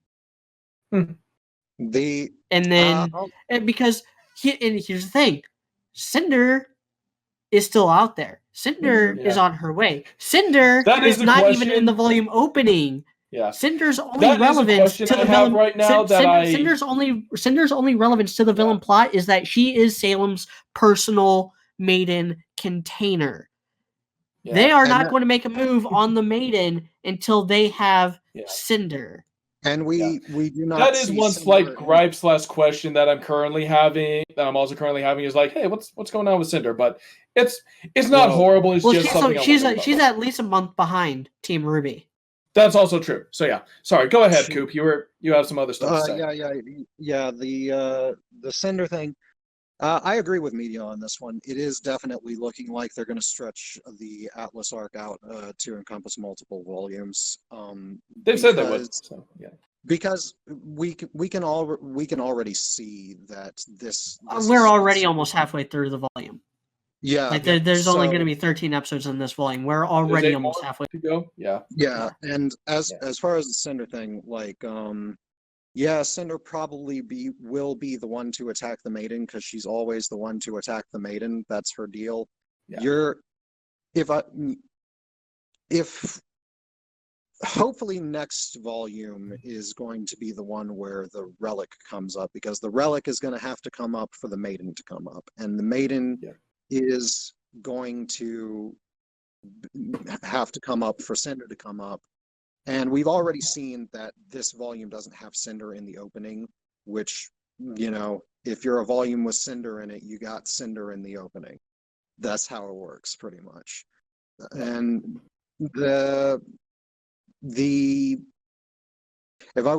if I have to make predictions about how it's going to work out, there's been several. So there has been the prediction that Nora will get involved with this maiden plot due to it being stated by her voice actress that she was going to have some backstory and there being some connections tied between her and Freya. Yeah. That's kind of the most roundabout explanation. I don't particularly agree with. I think Freya that doesn't actually have that much relation to Thor. She's not actually related. Well, okay, we don't know. We don't know. Hold on. Coop and I were talking about this before the podcast. Okay. There is some implication that Freya might be the same being as Frigga. Frigga is Thor's mother. Okay. Yes. It's just so vague because we don't have as much records. Norse mythology is complicated. Norse mythology as we. To apologize for all other Christians, it was kind of our fault for burning all of the books that the Norse had. We're sorry, Gang. Yeah. So. Yeah, I'm aware. Yeah, we did a bad. As far as that goes, that's a really hint-based method of predicting what's going to happen, and I would rather use the information we got. What I came up with, not necessarily as a prediction for what will definitely happen, but more so as a thing I would do, is I would have Cinder attack the base that's holding Freya. They know, okay, we're probably not going to be able to protect her from Cinder. We got to get her transferred over. Either A, they do transfer her over, or B, Winter goes in there herself and just murders her just to get done the most efficient way possible and quickly, so that there's no chance that Cinder can possibly get her hands on it. And that would be an awesome twist, and I think that would put up a little bit more opposition between her and Weiss, because then you have the difference between Weiss being the moral person and Winter being the person who gets the pragmatic thing done, which seems like a really good character difference between them, and ultimately the thing that makes them different as characters, I think. Puts them in conflict with each other. Yeah. That could be interesting. Could also be interesting if they do the transfer thing, so we can actually see get an idea of what would have happened to Kira. See it actually happen. To kind of see what it actually does. I don't know. I guess I don't know, scary thought I had, and maybe this is because I don't know. Again, characters are more important than their voice actors, but they have Lucy, like I don't know, made a point of of telling us that Lucy Christian, who voices Uraraka in, she voices Uraraka in Recovery Girl in My Hero Academia. So maybe they just cast her because she's good at sounding like an old lady. Well, I don't think the level of voice actor matters. They had fucking Monica Rial do a whole 2 lines. They had what's her Laura Bailey say a single word. Yeah. So I'm aware of that. I don't know. I guess I'm wondering if maybe these directors and these writers are maybe smarter about that, but again, new writers, new directors. No, it doesn't matter. It doesn't matter how smart. It doesn't matter how smart they are. If they only have they only have the budget for a single line, they only have the budget for a single line. If the actor only has time for one recording session, they only have time for one recording session. Yeah. I understand that. I guess I don't know. I thought it might be kind of cool if they decide to do a thing where, like, I don't know, if like they swap aura and basically Winter is trapped in this like old lady's body, like maybe moments before she dies, and then Freya takes over Winter's body and like turns out to like be working for Salem or something. I don't know. Just a very random thought that I had, but might be kind of interesting because. Yeah. As far as the voice actress thing goes, I don't even care because they had them deliberately muffled through sound design in this episode. So like you can't even really tell. But so like the fact that they specifically, but like I didn't even hear what they said there. So the fact that like even though we barely hear her, they decided to let us know, hey, this is who voices her. How many thinking, I don't know, maybe they're trying to treat this as more important now, but I don't know, maybe not. It's too early to tell. With the Rooster Teeth credits, we already have evidence for this. If you make a noise, you get credited as a voice actor. Yeah, that's pretty much, yeah. Yeah, okay, fair enough. Who knows? Yeah, maybe I'm giving too much to it, but I don't know. That was just a thought that I had, because the episode ends with Watts doing a. Well, there's still things that have to be said about Free. Okay. I don't want there to be a connection between her and Nora for 2 reasons. One, I don't think Nora deserves more of a backstory than she's already gotten. I don't give a fuck why she was homeless and shit. That doesn't matter. What matters is that was the day she met Rin. That was the day that she became the person that she is today. Yeah. Everything else is just superfluous. Yeah. And the other thing is that it would absolutely be a rehash of Volume 3.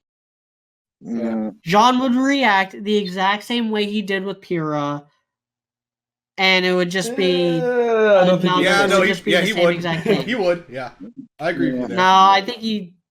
No, he wouldn't kiss her, but like that. Well, not fucking that matter. No, he'd freak out. He'd still freak out. Yeah. He'd still be like, "What the hell?" He'd still be like, "Why did you hide this?"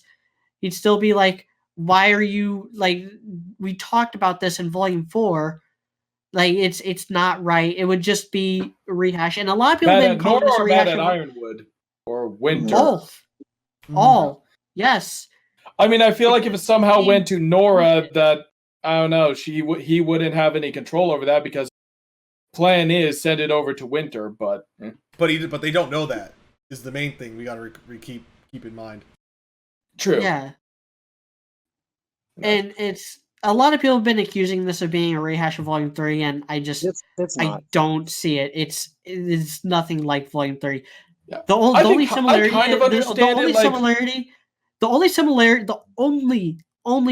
that this has had with Volume 3 is that Amity Coliseum is involved and Team Funky shows up in Episode 5. Yeah. There's been a lot and even that's a stretch because Amity Coliseum is not being used the same way, and Team Funky's role is not the same. Yeah. I can kind of see where that's coming from. It's flimsy at best, and I don't know. I guess it would feel a lot more like it if I don't know, if this is just like a death flag for Winter, it would feel like a bit of a rehash, but I don't know. Knowing I this feel like fandom, they always bring up flimsy stuff though, for some reason. If it's the scene at the end of the opening that they say looked like a Kingdom Hearts scene or something like that, yeah. there's Yeah. they just latch on to whatever they grab basically, and I'm not Yeah, it's like I'm not really saying like, that's not something that happens often in other places, but I'm quite sick of it here. yeah. The maidens and who they go to is going to be an issue. It's like it's part of the plot now. Whether or not that's a good thing is open for debate, and it's a conversation for another time. And we go back and forth on it. I go back and forth on it, but this is what they've got to work with right now. The maidens and where the power goes to is an issue that needs to be discussed. And in this case, yes, it's currently belonging to an old woman, but they're grooming Winter to, hopefully take it when she passes on. So, and I think it's good. I don't know. It's very noble of them not to just pull her plug, basically, and to actually try and, give her a comfortable last few days, which obviously no plan survives contact with the enemy. We're going to see how this messes something's up. absolutely going to go wrong with this. Yeah, yes. Maybe Cinder's going to get in and murder her. Maybe she will kill Winter. Who cares? Hell, Watts could just figure out about it and just throw that all to hell. Everyone has a plan until they get hit. So yeah. So yeah. Yeah. So then the episode ends with Jock inside the riot. By pulling an old school robber baron tactic of watch this as he shuts down the fucking factory. Yeah, by the factory, you think I wasn't giving enough money to the poor or whatever? Like, realize how assets work? Let me shut down my businesses and really put you guys out on the street. This is actually the exact opposite that he should have done to earn the favor of people. Legitimately, I don't know if they're trying to make it so that Jacques doesn't understand like political stuff to do, but the thing that would have been the good action for him to take would have been to keep all of the businesses open out of his own pocket, because he's going to shut down the embargo anyway. So he'll make all that money back anyway. Yeah. So he might as well have just taken a loss for now, taken a little bit of a hit, and been like, hey guys, even though I'm taking this hit, I'm doing it specifically for you. I'm the only reason you guys have jobs and food in your mouths right now. So you might as well vote for me. Yeah. But I think that was his plan at first, but you got to keep in mind Watts. Yeah, Watts is whispering into his ear. What Jacques is doing right now isn't Jacques' plan. What Jacques is doing right now is Watts' plan. And Watts, I think all political strategy has pretty much gone out the window at this point. Watts is just like, don't worry about political strategy here. Don't worry about your money. Do whatever you want. Fire these people. In fact, fire these people, because what I really want is a riot, and I'm gonna get you you're going to be. Don't worry about votes anymore. Don't even worry about campaigning and worry about the mantle vote, because I'm going to, you're going to win. Just do this, incite this riot, and leave everything else to me, because, we're going to kill your competition and probably rig this election or something. So is Watts just an accelerationist? Basically, Yeah, he probably is. Yeah, so I don't know. So I would say, don't bother trying to figure out what Watts is or what Jacques' political strategy is. My problem with it is that he has one. my problem with this is that you would think Jacques would try to be a little more careful, because when if he does win, no one's going to believe it, and it's going to cause a massive investigation that is going to put him in league with Salem, the person that Ironwood already knows about, already knows is trying to get into him, and already knows that there's someone on Salem's staff that can hack this shit. Yeah. So then Watts will just simply T-pose and exit stage left, because the damage will be done. Because Yeah, I pretty personally, much, so. in all honesty, once Watts gets what he needs, it's like he'll be like, "Hey man, I'm gonna go get a refill real quick. You want anything?" And he's like, "Yeah, sure, I'll give you that." And then he never comes back. Like whenever Yeah. Raven went to go get cigarettes that one time. Yeah, exactly. But So I don't think like Jacques or Watt are currently utilizing any political strategy right now. I think Watt was just like, no, go ahead, fire all these people, start a riot, I'll take care of it. And all Watt and all Jacques is hearing is, oh, I can save money. Just remember, all politics is just deferred violence. Remember, guys, that Atlas uses the electronic voting machines for every election, and Watts is hacker. He can possibly rig this. So, Yeah, pretty much. So, yeah. So I do agree that this is realistically, Jacques should be smart enough to know that if he wins in this way, it's going to look just suspicious as hell, and it's not going to work. But he's not, and odds are Rooster Teeth probably isn't, or maybe they are, and they think they're being clever when they're not. Well, I don't know. I saw one person being all I don't know. I saw one comment in the episode comments where they were all, "Oh yeah, Jacques is definitely a Republican." I'm all like, "You realize that unemployment has gone down since Donald Trump took office, right?" Yeah. So that's always the bad thing about like allegories written by people who don't actually pay attention to what's. It looks really stupid. I don't know. Yeah, in a few years, in like 8 years, we're gonna be explaining this allegory to people. They're gonna be like, "The fuck?" Yeah. So I'm gonna ask you guys a little question, and I don't have an answer myself. Okay.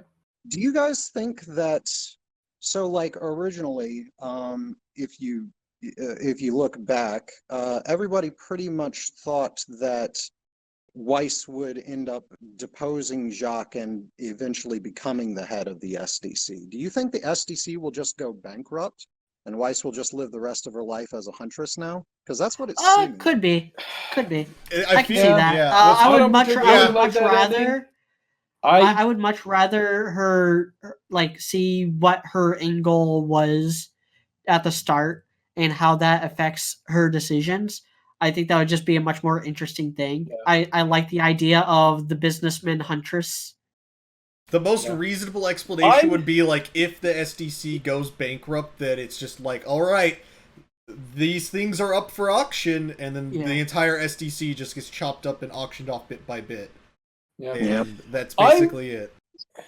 I think it. I don't know. They get broken up the free market way. Yeah, I think they probably will do the whole, it goes bankrupt and, Jacques either ends up dead or on the street and blah, blah, blah, big business bad, even though we're supported by a very big business. But what I'm still hoping for, again, this is probably just me but is that Whitley turns out to actually have been a very savvy businessman, buys out the entire company out from under his uses his inheritance, which consists of both Weiss's and Winter's inheritances as well, and basically buys out the company and rebuilds it, and basically turns out to isn't that what Bruce Wayne does at the end of Batman Begins? I think so. Kind of. And you know what? Whitley Wayne, I'm down for that. But I don't know, buys it out from under his father and is like, okay, I am going to run this company correctly.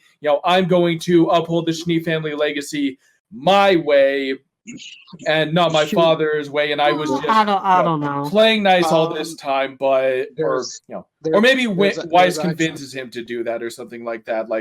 That's what I'm still hoping for. It's probably not what's going to happen. But the thing about that is that typically your inheritance is only the personal property of your dead parent, so you can't actually So they'd get the mansion probably, and all of the money that was in his personal accounts. But that's not actually enough to buy a whole company. So Fair enough. yes, you can say, oh, he used his huge inheritance to buy something. In realistic economic terms, that's not something that you can actually do in real life usually. Yeah. Realistically, he probably has enough money to like buy up 10 to 15% of the stocks if they even have a stock exchange in Remnant. Yeah, I remember True. that was the thing in Batman Begins, is that like Wayne Enterprise was going public, and Bruce Wayne just bought a majority of the shares. Bought the majority of the shares, so like through like various what was it like? Yeah, things. I don't know. So yeah, realistically that wouldn't work, but I don't think RT I don't think RT knows that. So I don't know. Like I said, I'm still hoping for Whitley to be a more complex and more interesting character than he has been, and to just be more than just mini Jacques. Which I wouldn't hold my breath. I know. Like I said, they probably are gonna do the whole SDC goes bankrupt thing, blah blah blah, bad business bad, or big business bad. But I'm hoping to see Whitley. To be fair to Whitley, we did see a different angle of him, which was his interaction with Jacques rather than his interaction with Weiss, where he felt obviously like he needed to go by Jacques' word and do everything he said, and was very cowering in front of him, as opposed to the smugness he exhibited. Although I think he was probably more scared of Watt, but yeah. I mean, to be fair, I would be too. Into the mansion and you're just walking in. Yeah, you're a scary guy. And some guy walks in sounding. Is it question time? Yeah. Yeah. Do we have any questions? Yeah, we have several, but first that brings us into the next episode, which we could kind of talk about because Rooster Teeth fucking sucks. Oh, that's right. There was a clip of Robin Hill fighting Team RWBY. Let me lay the groundwork on why this is fucking stupid. Go for it. So they have these things on the Rooster Teeth website called the community guidelines, that are basically their own form of copyright law, where that they pretend supersedes actual copyright and fair use laws, where they will take down your entire channel if, say, you were to upload a reaction to this episode before it goes public. They have the right to take down your channel, even though they totally don't, because that breaks fair use laws and copyright laws. But it's their community guidelines, so you're not allowed to spoil the episode without having the hashtag RWBY spoilers or whatever. You're not allowed to have clips from the show until it goes public. That's why I have to use just screenshots in my reviews, because they will claim any clips that are used, and this affects the bigger channels even more. I know Calixian has ran into this problem pretty consistent last year or two. Same thing with Adelica and Vex Viewer, and even other bigger reaction channels like Murder of Birds, Fat Man Falling. It's affected all of them. I've always used screen grabs for my reviews to keep that from happening. So I've never actually been dealt a copyright strike from them, but I do know people who have. Big business bad. Well, we proceed to be just like them. So then, imagine the shock when their official Twitter the other day, right after this episode 5, is available for first members, they start tweeting out episode 6. They tweet out episode 6 title.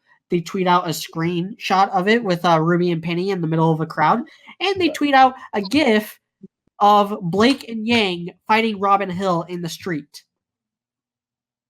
without the RWBY spoiler tag. So people were spoiled on this episode before it even went public, and the next episode before this episode went public, and they deleted their tweet after having it up for a day. So they realized the irony too late.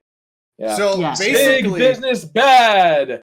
We are basically a small WWE.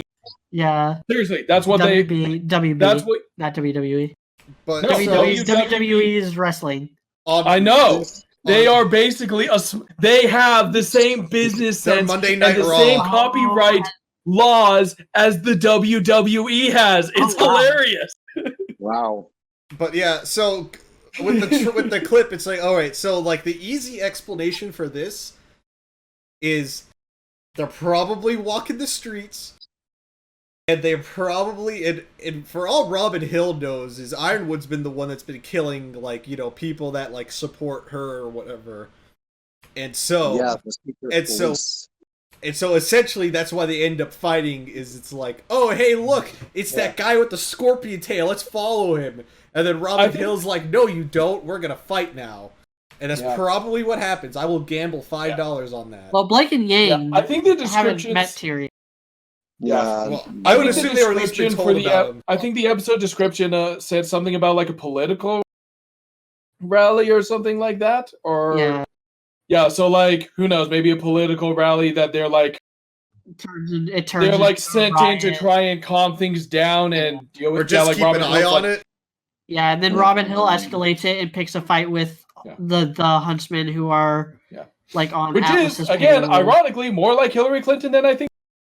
Which than they perhaps want to be. It's so the war. But yeah, so yeah, I'm assuming I don't know. Again, who knows? Maybe next episodes where they start to get her over to their side, like we see on the trailers, Crow and Hill fighting Tyrion. So like maybe Tyrion shows up again. Maybe we find out what his deal with Jean is. Maybe that was just a throwaway thing. I'm still hoping not. I'm a hopeful person. What can I say? But yeah, they fight Tyrion. Crow comes in and she's like, "Oh, maybe you guys aren't so bad or something." Who knows? So and that and that kind of takes us to the first question I have. Hey, are they really hyping each of the Volume 7 episodes on Twitter? Because if they did, wouldn't that backfire on them? Because they may overhype the episode, like how you expect the Jean and the Thirsty Mom thing to be longer than a 5-second gag. This is something that they've always done since the very, very beginning, and came into sharp ass focus in Volume 5. I thought it came into sharp ass focus in Volume 3 when they were all like, when they made a big deal about Blake wanting to believe Yang, and like it was super big scene, and it was nothing. Remember that. I don't remember that. I wasn't paying enough attention. Oh, I remember that. It was hilarious. I rarely use Twitter. I remember in Volume 5. I remember in Volume 5 when Barbara Dunkelman was super hyping up an episode in Volume 5, being like, this is going to change everything. This is, one of my favorite episodes to have voiced. It was Volume 5, Episode 7, the one where they just sit around and talk while eating dinner. And she did that for every single episode in Volume 5, by the way. So never trust what they say. Yeah. Because, and I said this on Twitter. I think I said this last week as well. And I'm going to reiterate as many times as it's relevant. Don't buy into the hype, because you will always be right if you don't buy into it. Because if you do buy into it, then you will only be working on broken clock logic. Like, okay, yeah, so they hyped up an episode and it ended up being pretty hype. Broken clock is right twice a day. Yeah, exactly. Yeah, it was. Yeah, so this is just what they're always overhyping themselves. Most stuff is overhyped, so it's just. I personally miss the days when I used to just watch the episodes and wasn't involved with a bunch of people that would tell me what it was that Rooster Teeth was telling them about stuff. That's the time I miss. Yeah. I miss that too. Yeah, when we weren't sitting around holding our breath, hoping this whole Nora backstory thing doesn't end up being bullshit. And that question, by the way, was from Kudus Hashim. But the next question is from Gabriel Silva do Nascimento. Next name. I'm not giving that another try. Question: wouldn't Robin Hill doing suspicious stuff, like almost engaging in a fight with the Atlas military, undermine her campaign of running for a seat in the Atlas Council? Yes. What Depends. We kind of already addressed that. Nah, dog. You can do suspicious stuff all the time. Like have a guy who tells some things about you commit suicide by shooting himself twice in the back of the head. While he hung himself and got in a car accident, all at the same Yeah. time. You can do Yeah. all sorts of those things, and you'll still get elected to something. Oh man, maybe Forrest was her financial hashtag Forrest didn't kill himself. No.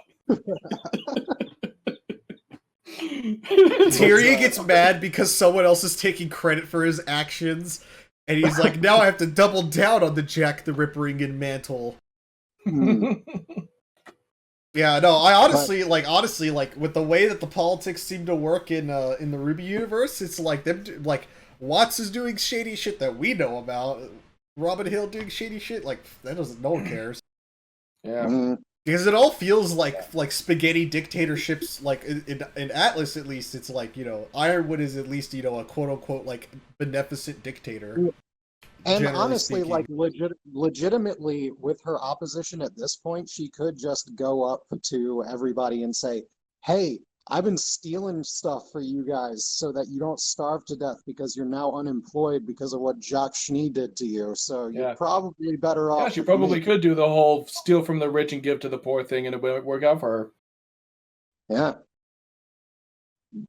Next So question. the next question comes from Falexi Bibbidi Babbidi Boo. Nice.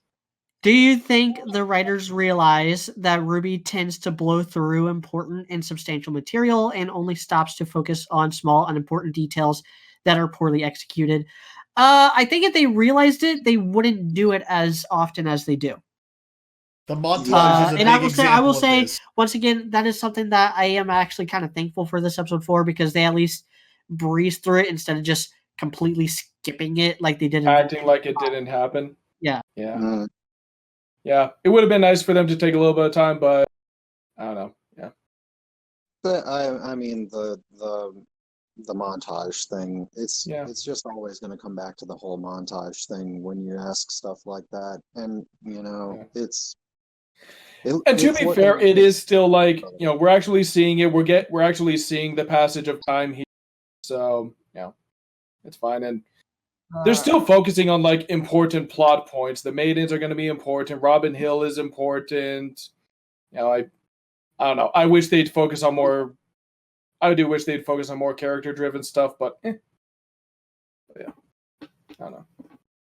And so then I have, just making sure I'm through the question. Yeah, okay, that's all the questions I had on YouTube. We have some on Discord from Mr. DJ.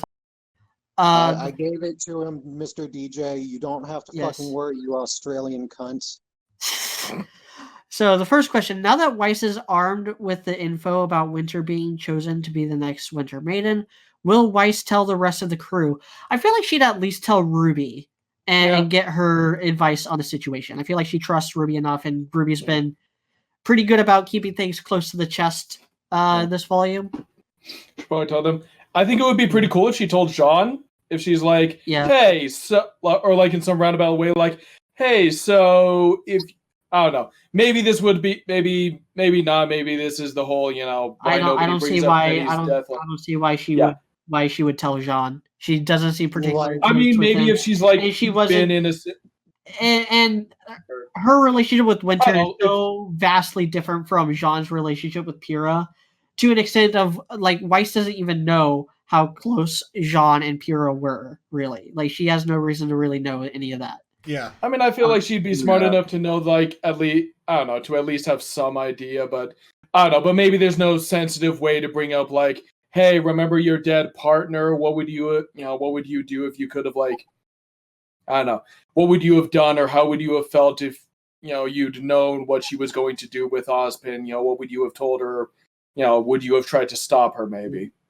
The thing of that is but at the same time, I kind of think Winter's made it very clear, though, that this is my choice and I'm happy with it and I accept it. But the thing with that is that Jean has not actually talked with Weiss at all, like media said, and so we don't even know for sure that Weiss even knows what Pyrrha was doing. She knows she's dead, probably due to the fact that she's not there, but it hasn't. Well, yeah, I mean, and Weiss would have been at Beacon Tower when we suspect Crow went there and got like RWBY and got Pyrrha's tiara. And so Weiss would have been there and probably been the first one to find out that Pyrrha was actually dead. Yeah, she knew she was dead. She, may or may not know why exactly, or like the sequence of events that led up to it. I don't know. I kind of feel like they probably would have. I feel like that's maybe a conversation that would have happened off screen, like, how they all found out about Raven and stuff like that. But who knows? I don't know. It might be interesting. There might be no realistic way for her to bring it up, and also again, she might just tell them and not make a big deal of it because it's Winter's choice. But maybe if she tells all of them at once, then Jean would go up to her instead and be like, "Hey, so this whole thing sort of happened with Pyrrha, and she ended up dead. So maybe you want to talk Winter out of it or something." Maybe she just tells it to everyone, like, "Oh yeah, my sister's thinking about becoming the next Winter Maiden," and Jean's like, "I'm sorry, what?" See. So makes a bigger deal of it than he does. But No, his second question is: does Ironwood realize that he's repeating Volume 3 all over again? He's not. He's not. I don't see any similarities. I don't know. Frail maiden giving power to someone stronger, but again, except it's Ironwood except Ironwood's giving it to his top officer, not some fucking 16-year-old kid. Yeah, which 17-year-old kid media, she was legal.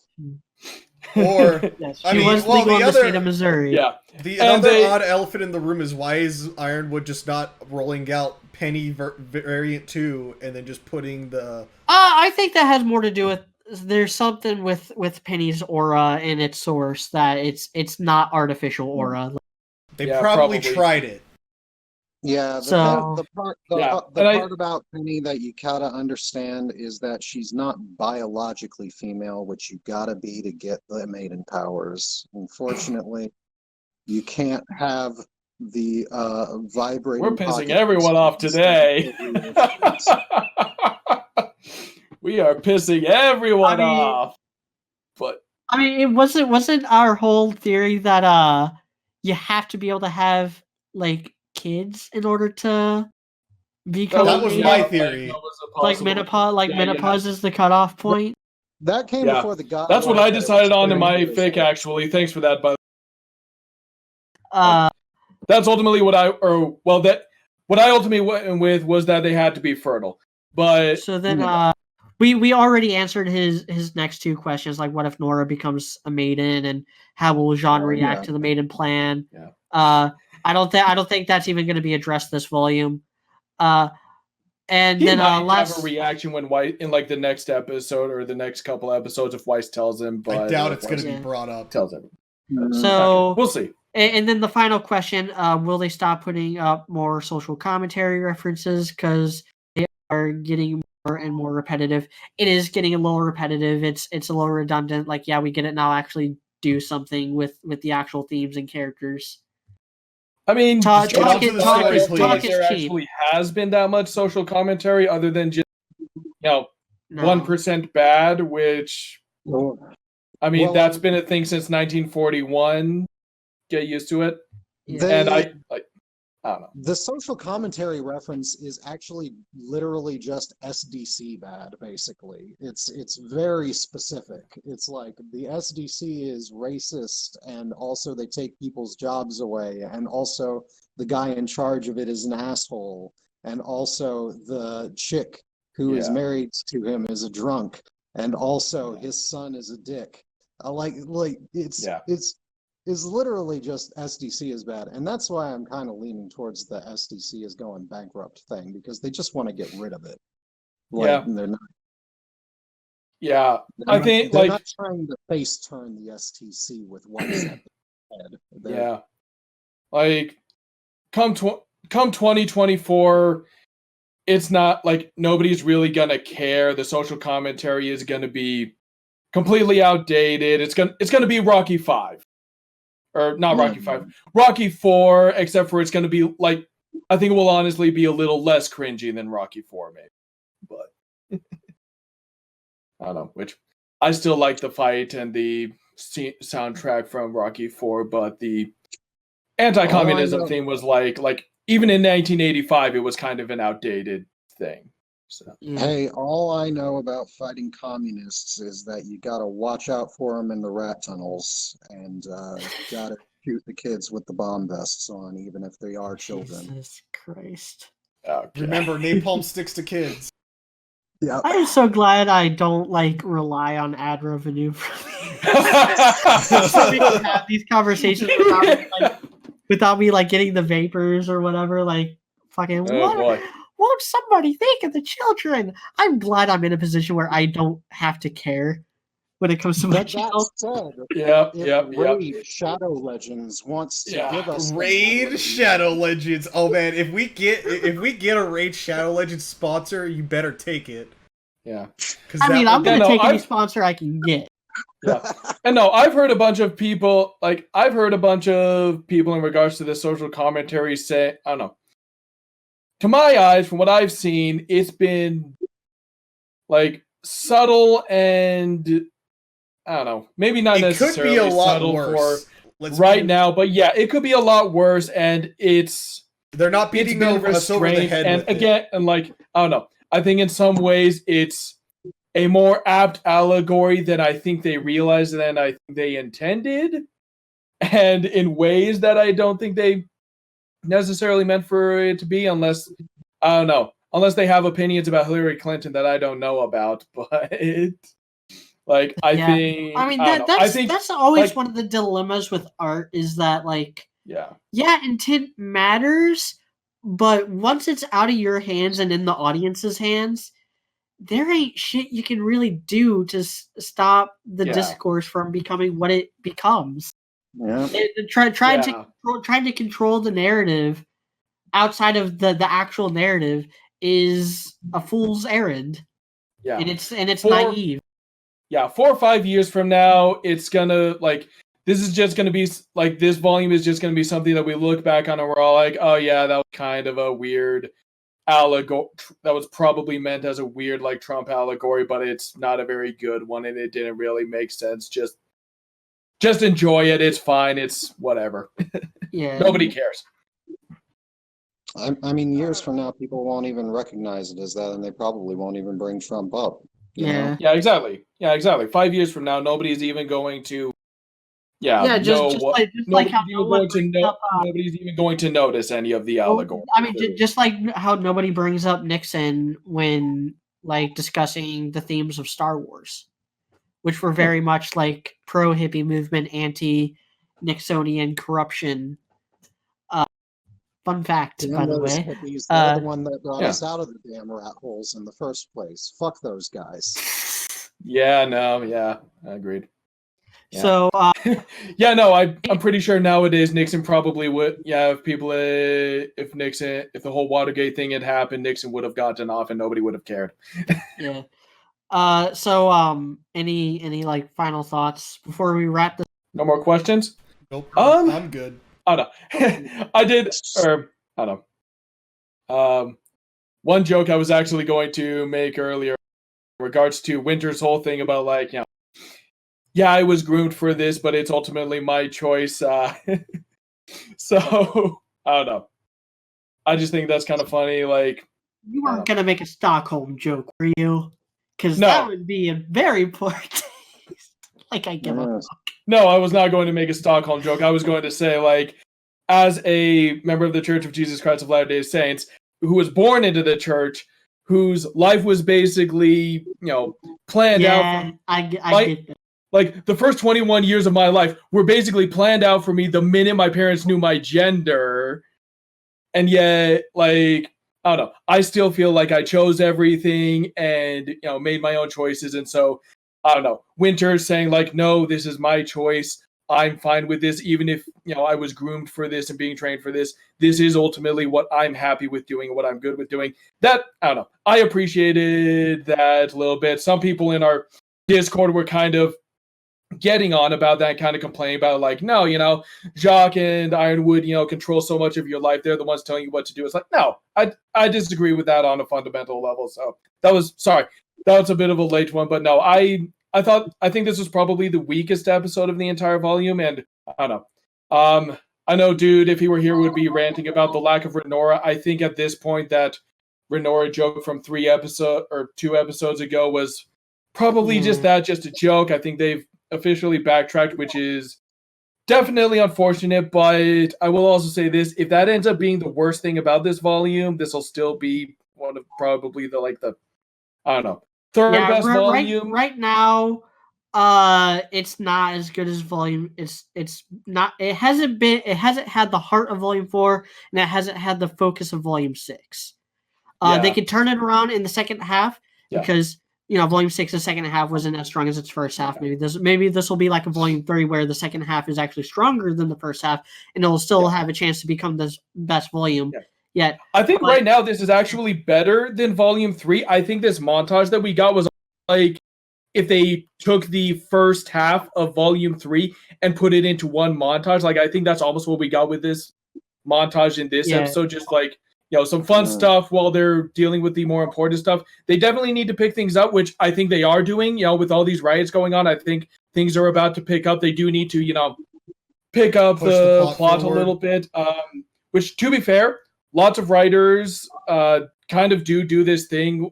Jonathan Truby talks about this where you increase where like you have your plot points as these.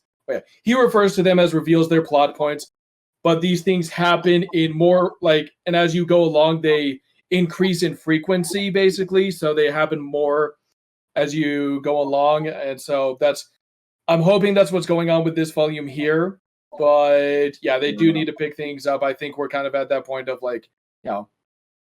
how good this is will determine whether or not it's another volume 3. I don't think it has any chance of being as bad as volume 5 at this point. I think they've already done way better than that. So, but I think this is gonna be okay, is it as good as volume 3 or is it like volume 1, volume 2 level? But it's that's not even an accomplishment to be better than volume 5. But alrighty, let's get ready to shut this bad boy down. So if you like this video, did anyone else have any other thoughts, Scoop? No, I was just gonna say, if you're worried about the frequency of things, it's the frequency of drops in Raid Shadow Legends that's really important. So we're not even sponsored. Wait until the paycheck clears. Wait until we even get sponsored by Raid Shadow Legends.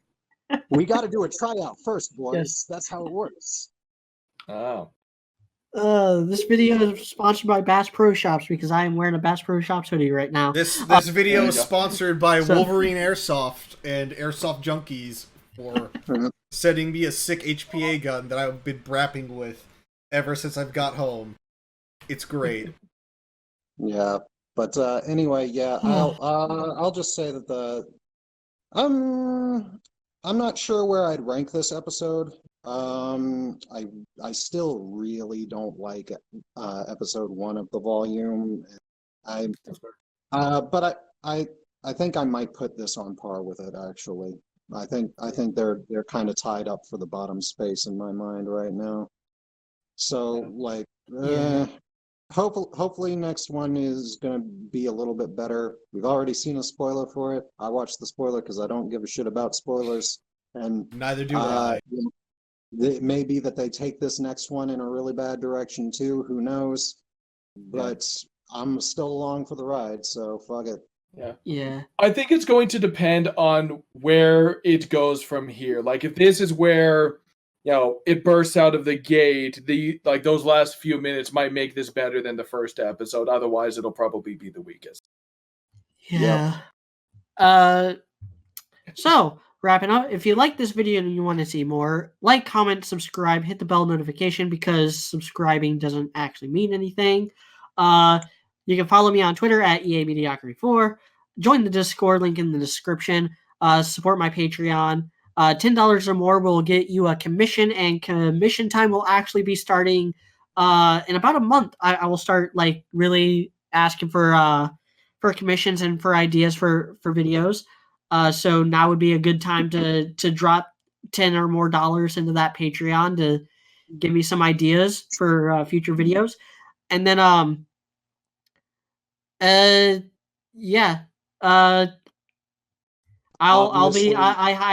have a schedule of everything I'm doing for the next month or two, and Just stay tuned. When's our Quint podcast? When the manga ends. I will be on that Which will be in podcast. like a month or two. Oh, it's gonna be so much. I am so curious to see where this is. I don't know. Link. In I'm wondering if there's still a chance, but and link in the Discord will be somewhere below this video. Join us so you can hear me shitpost and brap my gun, my new HPA gun, until I run out of air. I mod heavily on there in between doing all of the other things that I do, one of which is the fanfic that I'm currently writing, which it was a team effort in the first place based off of the Discord. And so if you want to read it, it's the RWBY rehash under Coop DM, the author, on fanfiction.net. So the next chapter the chapter that will be up when this airs is going to be chapter 7, I believe. And that's going to bring up the first mention of our buddy Sock's little obsession with Monster Hunter World.